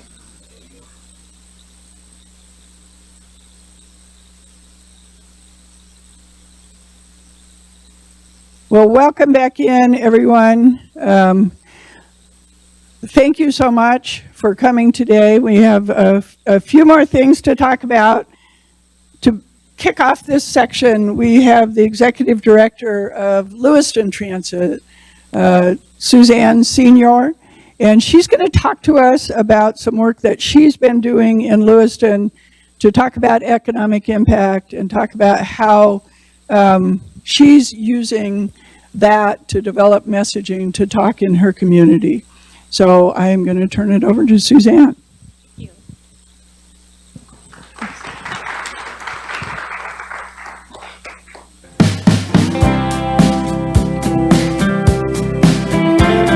ITD for this video. My name is Suzanne Senior, and I'm the Transit Manager for the City of Lewiston. Lewiston Transit is a transit system in the Lewis-Clark Valley that coordinates with Appaloosa Express on the east and coordinates with Asotin County Public Transit on the west. We have 2 fixed routes every hour, and then we have a dial-a-ride system that serves the elderly and disabled. And then we added a 3rd service. It's a service to North Lewiston called On Demand. One of the things that have fascinated me about transit is the community on the bus. When I was a teenager, I used to ride with my mom into the city. Sometimes there'd be balloons and flowers and they were celebrating birthdays, and I thought that microcosm of community and support on the bus was amazing. And I see that in our service. I see that people that could ride dial-a-ride often choose to ride the fixed route bus because there is that community. My name is Beth Guthrie, and I have lived in this valley for 35 years. I believe in this valley, public transportation is extremely valuable. There's not a lot of options, especially if you're disabled. Staff is absolutely incredible and the kindest, sweetest, most compassionate people you could ever deal with. They definitely have made a difference in my life. My name is Nanda Jones, and I'm a transit driver. I do the door-to-door system, so most of my people are handicapped or elderly. They're like family to me. For some of my customers, they wouldn't be able to go anywhere if it wasn't for us. You know, I look forward to coming to work every day. I love my job. The bus does allow for independence. It allows me to not have to rely on other people, to just be able to call and know that a ride's coming and I can go anywhere in the valley that I want to. My name is Dan Johnson, Mayor of the City of Lewiston, Idaho. Public transit to me means community, really. It's integrated into our community and, fits with the fabric of everything that we do. So I, as a citizen of this town, I have been accessing Lewiston Public Transit for 15 years. I find Lewiston Transit dependable, it's affordable, the buses are clean, the drivers are friendly. My name is Andrew Davey, and I've been riding the bus for about 5 years now, every weekday. That goes all the way back to when I first started, February 2019. I think public transportation is important for different people for different reasons. I make a decent income, but I'm trying to reduce my carbon footprint, and riding the bus is one way to do that. For other people who may not be able to afford a car or their car is broken down, it's an option, it's a backup option for getting where they need to go. I mostly ride the bus to come here to the Adult Learning Center to get my GED, get my equivalent. Gets me wherever I need to go. No complaints.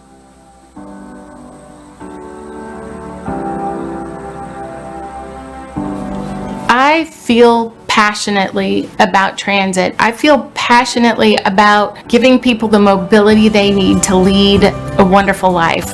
Access to the medical help they need, access to the goods and services they need. When people don't have access, they suffer and they're no longer healthy. So I really think transit is part of making a community healthy. And the more you put into transit and the more people are able to be mobile and access what they need for life, I think the healthier your community is.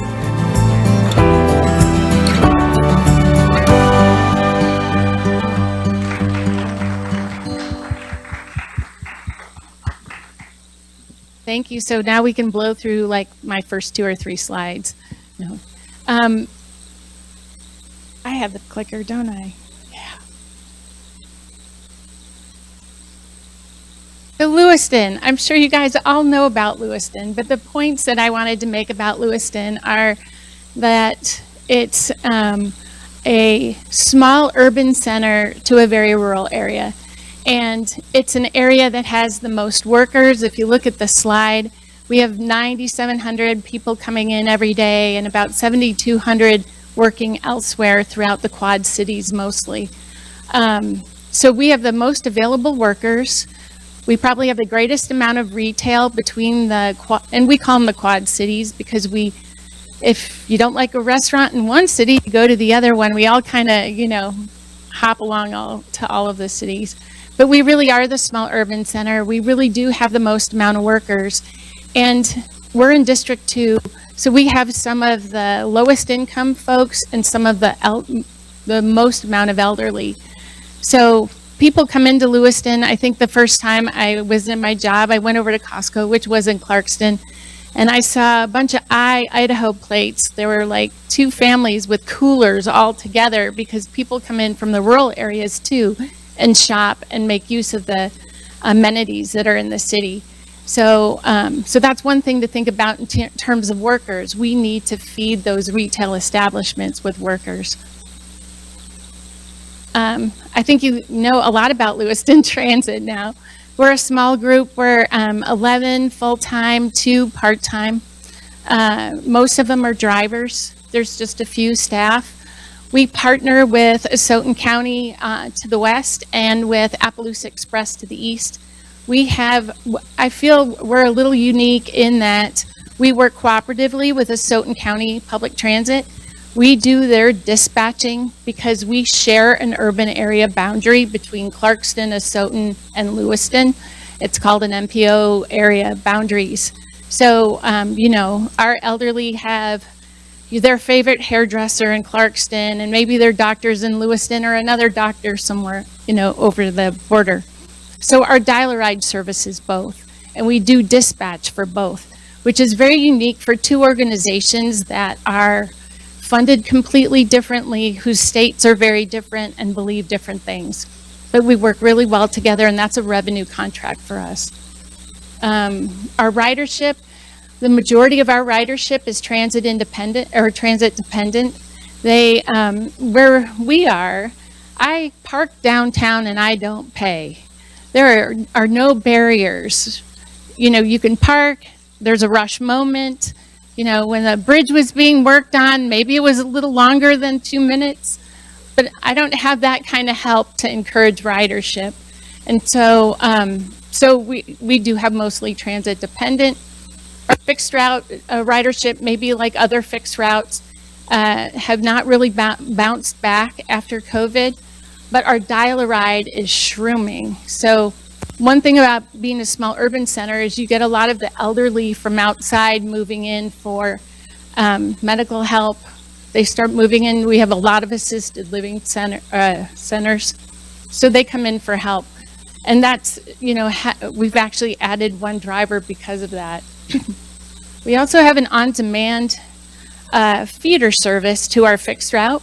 There was an area in North Lewiston that's across the Memorial Bridge, and it doesn't get service, and it is where some of our lowest income folks are. So we started a service where we go and pick them up when they call, and then we take them back.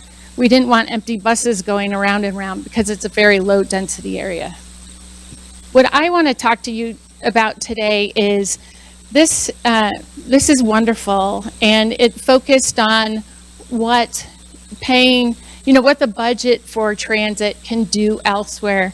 What I wanted to try and do is take a crack at how much are people spending when they're on the bus? How much, what does dial-a-ride look like? What does the fixed route look like? when I had this opportunity to speak, I had really old data. So in the last 2 weeks, I did a rider survey so I could at least update the information I have. And this is a guesstimate. I'm going to tell you straight off, I made some assumptions. What I really wanted to do was brag at Rotary. The first time I was a new Rotary member, and they're all like, oh yeah, you do this human service, nice social service. Yeah, nice. So I did some figuring, and again, it was a guesstimate, but I said, hey, guess what? $1.2 million. That's how much my riders spent in this city last year. And they're like, whoa. So that's where this came from. But again, I made a lot of assumptions. Dial-A-Ride, you know the destinations, you know where people are going. And I do backup on the phones occasionally. So I even know kind of some of the appointments. And I know that dialysis is very expensive. So some of those costs are known. I didn't violate anybody's HIPAA requirements, so just letting you know. So I also found some just generic healthcare dollars and cents for doctor's appointments and things like that. And then shopping metrics as well. I know this is an eye chart. I'm not expecting you to memorize it. But I wanted to show you how many rides we did last year in 2024. And in terms of the facilities, so Dial-A-Ride trips, then I have fixed route trips because our fixed route goes to some of them as well. And then I have an average cost of a visit. And if you take a look at the number of people that go to St. Joe's, and I only know about, I put a doctor's office, appointment cost up there. So I was really conservative because I know people go for procedures. We pick them up all the time. I know sometimes they go in for hospital stays and then we pick them up a few days later. So I was super conservative in that amount. So I was just trying to tally up all the places that we go. Look, dialysis is really spendy, $600 a pop. And then physical therapy is an ongoing thing. People call you up, you got an appointment every single day. So I guesstimated, and this is a guesstimate, that $674,000 is being spent on Dial-A-Ride. And this isn't everything. This is just healthcare. I'm going to continue on. And then Lewiston Transit drives local shopping. Here's just some of the shopping trips that the Dial-A-Ride folks take. So we have Rose Hours and Winco. I did put Costco up there just because it was our client and we paid for it, but Costco gets the money. So that's an extra $47,000 benefit being pumped through the community, being provided to those merchandisers who can continue to be there, those merchants that we need so desperately bad in a small urban center. And then I took a crack at trying to establish when riders say they spend a certain amount of money on the bus every day, and this was a week, how can I equate that to the number of trips? Because really right now, I know how many Dial-A-Ride riders I have. I don't know how many fixed route riders I have. I don't have their unique IDs. And maybe at some point when they start buying passes electronically, we'll get there. So I took a crack at it, and I tallied up the number of trips, individuals who said that they spent this much money on the bus in the last week. So $0 on the bus last week, that was 23 trips. And then 26 to 50 was 114 trips, and so on. And then what I did is I took the number of, gotta remember what I did, took the number of trips, and then the spending, that's how much, from the number of trips came the number of people taking those trips, and then how much they were willing to spend. So I just took the median between 0 and 25 and et cetera, and multiplied it by that, and I came up with $242,000 just in people spending money daily on the bus. This isn't medical appointments. This isn't even really shopping. So that's just money that's going to errand running, that's going to City Hall, that's going to, I gotta think of some of the other places, like the public health building, whatever other kind of business is taking place. So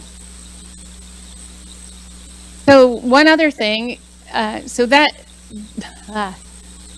I'll switch gears. So I don't have a metrics for how we're driving jobs, but I do want to tell you that I have a third of all of my riders don't have cars, and a good majority of them are, there we go, make less than $25,000 a year. Actually, the real majority make less than $15,000 a year. So if you think about not having a car, not making much money, even though most of them are employed, a good 30 to 40% of them are employed. So when I think about all the retail services, and I know that we're dropping people off at the mall, I know we're dropping them off at Taco Bell, I know where we're driving people. So one thing we do is we do supply workers to businesses around the city. And along with that, 72% of everybody that was surveyed said they do feel like they have a better access to job opportunities on the bus. And one thing was really interesting is the number of people from Clarkston, because the Asotin County Public Transit meets with us at the community center in Lewiston. How many of them were saying looking for a job, writing in comments, looking for a job. So it helps as well. We're able to get people over the border. So my total tally was $964,000, and that's in addition to the impact statement here. So I'm feeling like, in answer to the question you had earlier, you know, how do you go talk to people? My Rotary folks are convinced I'm making a difference now, but that's really what you do. If you try to put it in a dollars and cents way, and they can understand that you're actually providing a useful service, and not, and we do provide a social service, and it's something that motivates us deeply, every single one of us. But at the same time, it's not just about that. We're here for economic power, and we are powering the cities that we operate in. Just one other comment. I was super conservative in my evaluation, so I just wanted to let you know. And you could sit there saying, well, if this is not 100% accurate, and I didn't have Cameron's firm to come work on this over at my agency, what good is the information? Well, if you tell people how you came up with the information, they get it. They kind of go, yeah, I can see that. And this isn't even all of the trips. You know, I didn't have time to mark down every single kind of trip that I could associate with this and with spending money around. So it really just does illuminate what we're trying to do and the impact that we make. And it takes a lot of time to do it, but you know, it's worth it. So that's all I have. Anybody have any questions? Thanks. I saw one question, Mayor.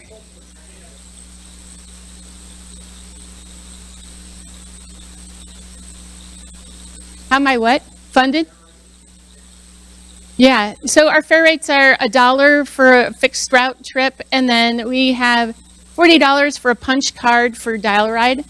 And of course, we make half fare cards, but they don't affect our passes.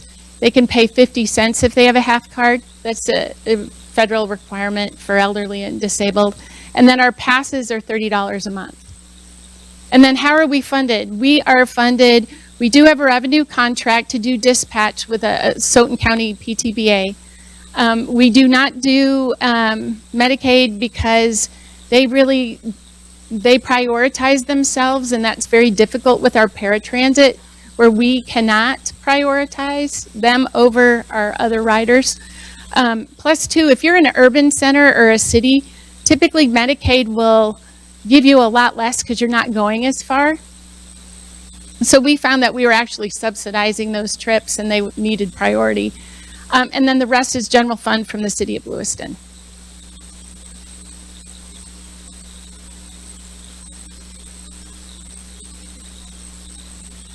Good job, Suzanne.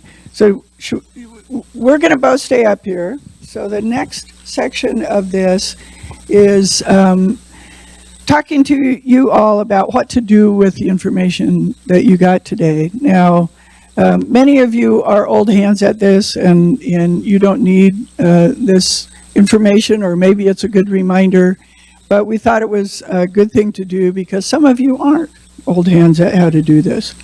So transit in Idaho, sure, how about, yeah. So how do you move this message now forward from today? What's the next step?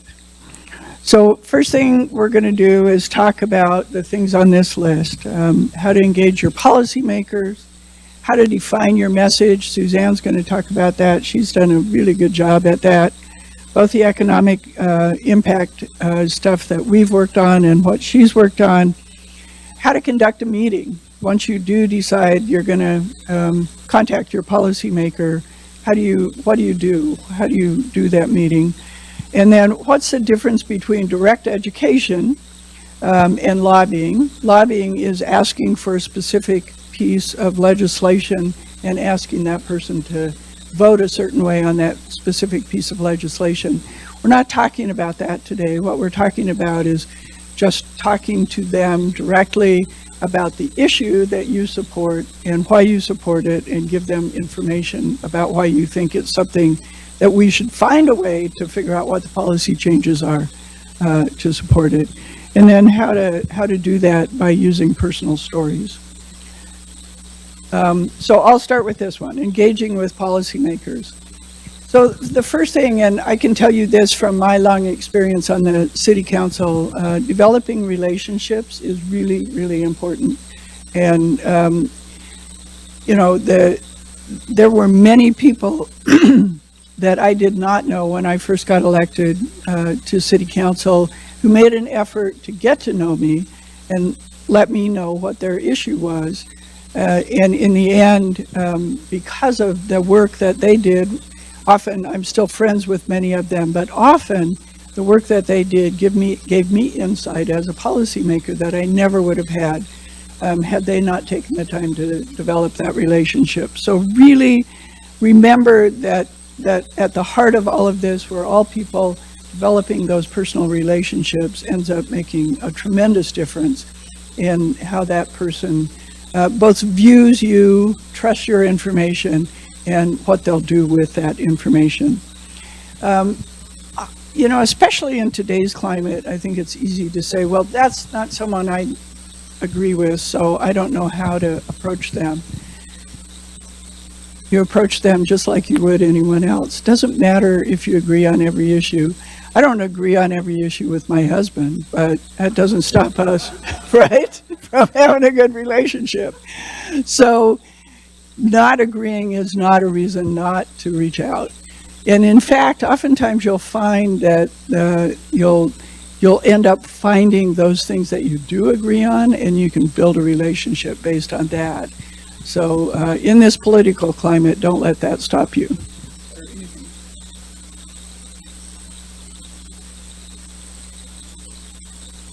So personal connections. How many of you are going to visit with legislators while you're here at the Capitol today or sometime in the next week or so? Okay, good. Thank you. Really important. If you're not going to do it today, I encourage you to figure out a time when you could do it. And let them know the things that we've talked about today and what you've learned about that. They hear a lot from lobbyists. We have a government affairs consultant who works for Valley Regional Transit, and those folks do an amazing job, and I applaud them. I respect them. They do really, really great work, and much of what happens in this Capitol wouldn't happen without them. On the other hand, much of what happens in this Capitol wouldn't happen if individuals didn't visit with their specific legislators and let them know what the issues are that are affecting them personally. So don't forget to do that. these policymakers, both the local ones and the state ones, live in your community, and they're sometimes not here at the Capitol or not at the City Hall, but they're home. Invite them on a ride-along. Invite them to come down. In our case, we get to invite them to come down to Main Street Station and have a tour. And often those kinds of things open eyes that you wouldn't be opened any other way. So think about that. Thank them for their public service. I tried to do that I did do that at the beginning of this meeting because I think all of you realize that, you know, I don't know anyone who ran for public office because they wanted to get rich. I don't know anyone who ran for public office because they thought that they were going to, everything they wanted was going to be what got adopted. Most people run for public office because they deeply care about their community, and they may think they have the best idea about how to fix it, and they're intent on fixing it that way. But, you know, that's because they care a lot about their community, and they're there to try and do that. Some of them just want to figure out what the best way is, and with your help, they can do that. So don't forget that. Don't forget, you know, that these folks that serve you really are your servants. Get to know their gatekeepers. Most everyone has staff. Those people are the ones who help schedule the meetings for them, who help you figure out what the time would be that you could meet with them. They're also the ones that you can pass information along to. If you haven't had a chance to meet with your legislator, you can still give the person who schedules their meetings this book and ask them to give it to them, for instance. So getting to know them is an important piece of this. And then follow up. Handwritten notes, it's an amazing how impactful a handwritten note can be. And you just met with your legislator, and in the mail they get something handwritten from you that says thank you. It's a big deal, I can tell you. And don't just communicate that one time. You know, keep them on your list, and if something comes up, you know, say, hey, by the way, I just learned this, or this just happened, I thought you'd be interested in it. Those kinds of ongoing communication can make a tremendous difference. Right, I'm going to hand this to Suzanne to talk about how to define your message. So we're going along with the, you know, Idaho's growing, so transit drives job growth and economic development. When hearing new companies are coming in, how are you going to get those companies to work? I've had even a few in my more rural area come lately saying, hey, we're gonna put in this housing development, or we're gonna put in, you know, this new company's going in. How can transit help me? So definitely emphasize, you know, that transit can help with the job growth. Also attracting businesses and growing Idaho's workforce.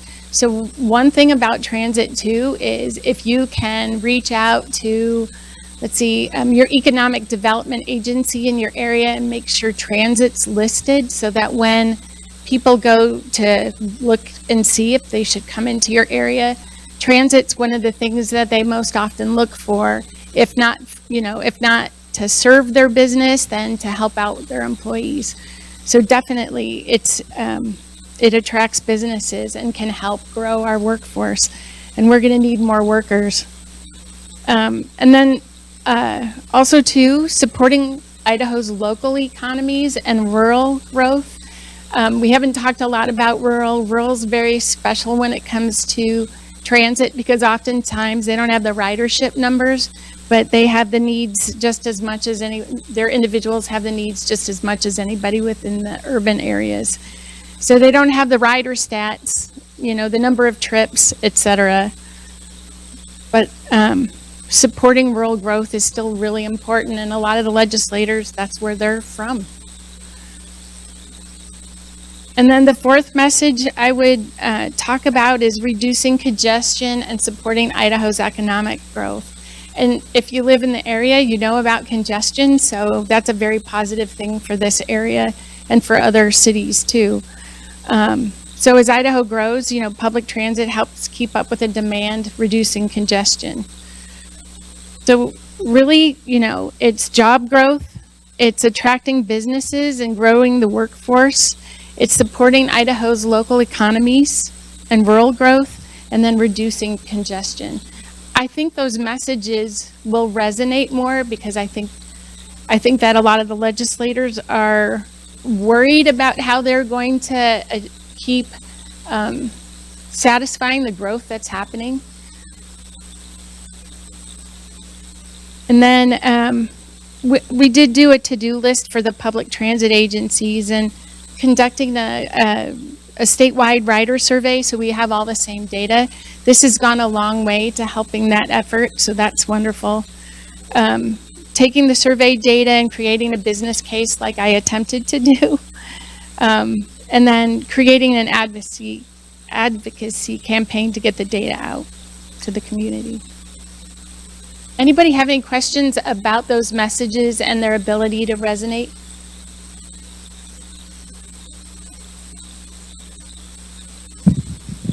So I should have moved along. So we've already talked about much of these. The well-defined message is easier to pass on. If you're very clear in your mind what that message is, it's a lot easier to talk about it and not misstate anything, and it's more clear for the legislators. And obviously, if it's more clear, it's more likely to lead to action. We've already talked about all of these things, so I'm going to skip through this one and talk about conducting a meeting. So a couple of you have meetings today. Maybe some of you will have meetings in the future. Be professional in your demeanor and in your tone when you address legislators. That's, I think, common sense and pretty easy to do. Wear business attire so that you show them that you're respectful of their position. Doesn't have to be a suit. It just has to be, as my communications director says, snappy business casual. Wear comfortable shoes because you probably walk a lot. Be punctual. I can't tell you how many times I've been left waiting by a legislator, but you don't ever want to leave a legislator waiting. So, the fact that you're punctual, don't expect them to be. They may not be. And it's not always because they disrespect you. It might be that they've been in a committee meeting and it went long. They got stopped in the hall. I can tell you from long experience that walking down the street and you're headed somewhere and you know you have to get there, but 3 constituents stop you on the way and ask you a question, you can't just ignore them, right? So be forgiving if they're not punctual, but you be punctual. Be positive in your message. Oftentimes we've talked about a lot of things today that are pretty heartrending, a lot of things that are tough. But there's a lot of things about transit that we can talk about, and Suzanne was wonderful outlining what those are that are really good, positive things for the community, for the state, and even for the individuals. That follow-up, again, it's so important. So the difference, as I said, between education and lobbying is lobbying happens when you're specifically asking for a specific action on a specific bill. And I think we often think that any communication with our legislators is lobbying. And it might be that you're lobbying for a certain position over time on something, but really what you're doing is educating them. And so don't be afraid to do it, even if you're a public employee, even if you work for a public agency. But if you do, you have to be very, very careful that if you get to the point where you're asking for specific action on specific legislation, that you document that and let whoever is providing your funding know that you've spent that time doing that. You're able to do that, but only with local money. So just be sure that as you're talking to folks, you're being very careful about it.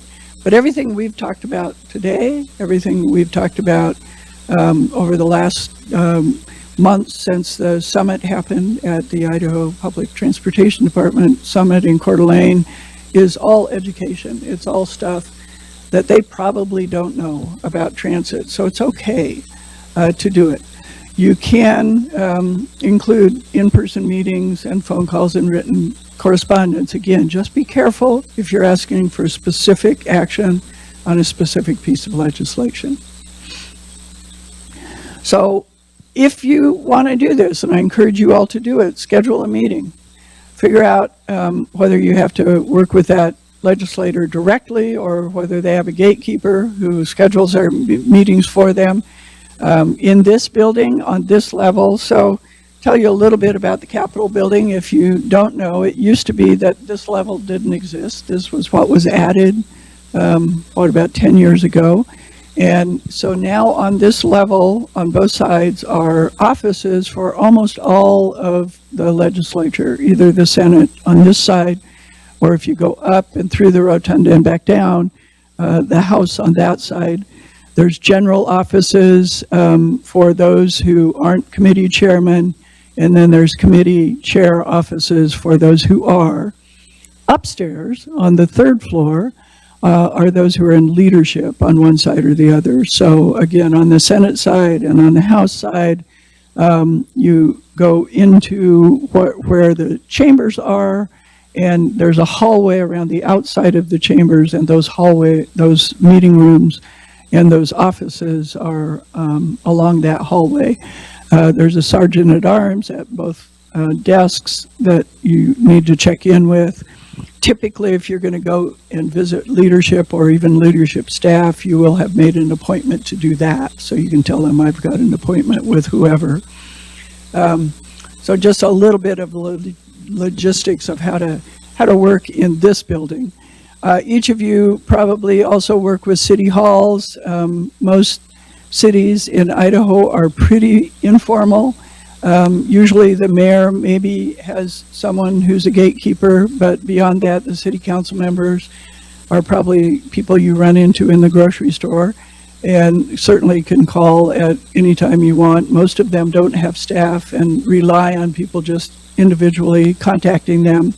In a few of the larger cities, there is staff for city council and certainly much more staff for the mayor, and a little bit harder to get into meetings with them. But again, just figure out who the right person is, make that phone call, make that meeting.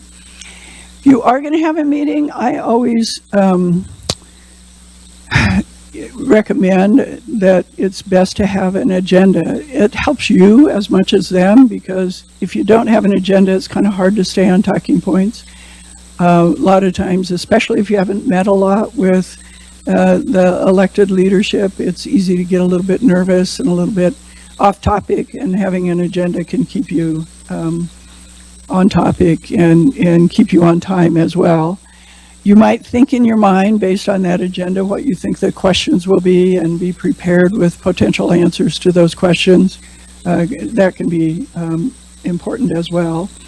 Bring evidence. We, Valley Regional Transit, worked with CTAI to help produce these, in part because there hasn't been good evidence in Idaho about public transportation and the impact that it has on the communities in this state for a long time. And thank you everyone who worked on this.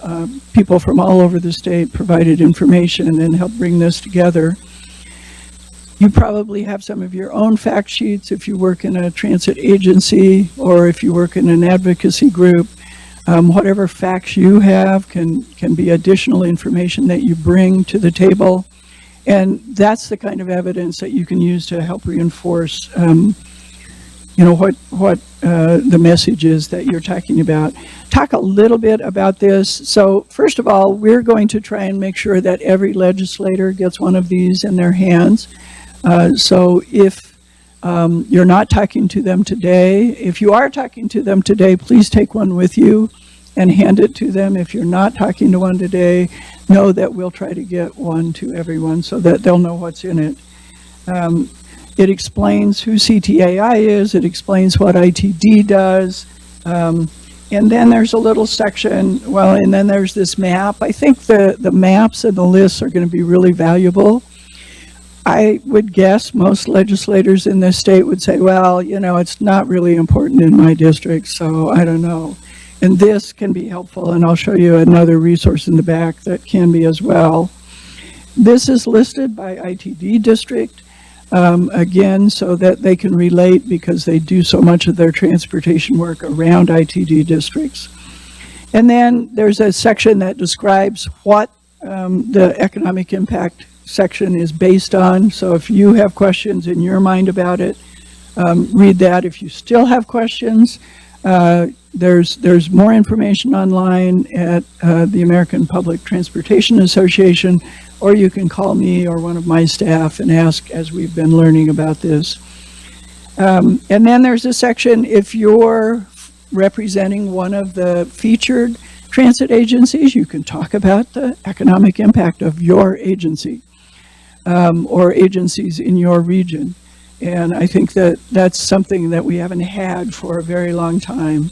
So hopefully that's going to be really helpful. And as Suzanne mentioned, this is the direct economic impact of this, the expenditures of the transit agency. It's not really the multiplier effect that it has in the community with all the people that you're serving that then spend money. So then we have a list of all the other all the other transit providers. So the featured agencies, all except general public rides. Most of these other agencies have qualified riders, either older adults or persons with disabilities. But obviously, as we've heard today, those impacts are also really, really important. So we've listed these in two ways. Again, by the ITD district, and in that district, information, we have the number of rides that they provide and what their annual budget is. So at least some very basic information about them. And then the last section, which is in gray, so it's not in color, so it kind of differentiates it. We have listed every legislative district and every agency in that legislative district. So say you're in district, let's take District 8, which is a big district that covers a lot of the middle of the state. And you have a legislator that says, well, gosh, I don't know, why is public transportation important to me? 1, 2, 3, 4, 5, 6, 7. Oh, wait, there's 8 providers in my district. I didn't know that. Wow, that's maybe it's more important than I thought. 9 is kind of the same way. You get over in eastern Idaho, there's a bunch of those in the 30s that have numerous agencies in their district. So hopefully this will be really valuable to you in helping show the impact of public transportation to each of the legislators. There's 2 districts that don't have direct service. One of them is really curious to me. It's Rexburg, and I would have guessed that Rexburg would have something, but apparently it doesn't right now. The other is, actually that's the only one now. We thought District 7, but we found out that District 7 also includes part of the area that Treasure Valley Transit serves. So I think you can say pretty clearly that everyone in the state of Idaho is impacted by public transportation. And even though Rexburg may not have any direct service, with all the students there and all the people traveling to INL and various things, I suspect there's informal stuff going on there that's pretty important to moving people around. Anyway, so with that, we'll get to the final one. And personal stories are so important. If you can share something that is memorable, then people remember the meeting. I was recently nominated to be on the Amtrak board, and I had to have a hearing before the Senate Commerce Committee. And I thought, how in the world can somebody from Idaho say anything that's going to make any impact on them that they would remember? And so I told a personal story about my grandfather who moved to Idaho on a train, lived in a boxcar, and rode logs down to the mill.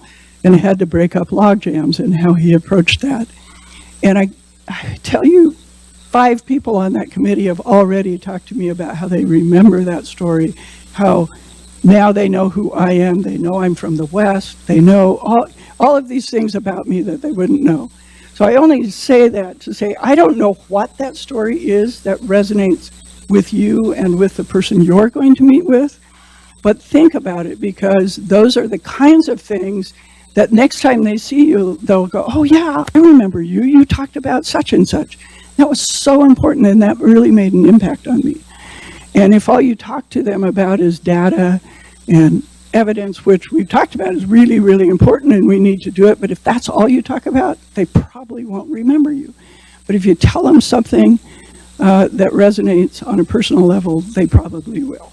So I think that's where I'm going to leave you. Keep it brief.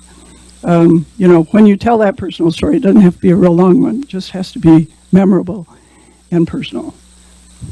And with that, thank you.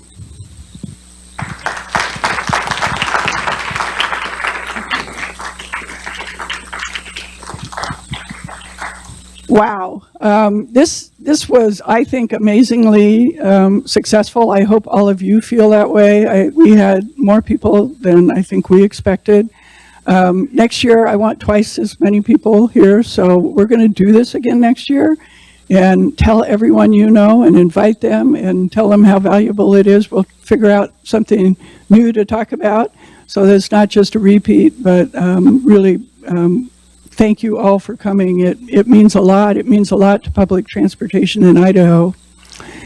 If you would like, and you have never been to Main Street Station, we have a lot of fruit and pastries left there from this morning, and I would welcome any of you, if you want to stop by and have a few and have a tour of Main Street Station. If you already have a lunch planned or you're already meeting with your legislator, good for you. You don't need to come if you already have something else to do. But if you'd like to, you're more than welcome, and we'd love to have you. Main Street Station, by the way, is just right down 8th Street to Main, and you'll see it. And with that, thank you again for coming. Please do share this and with all kinds of people that are in decision making. This is, I think, going to be the start of helping make a difference in Idaho. Thank you so much.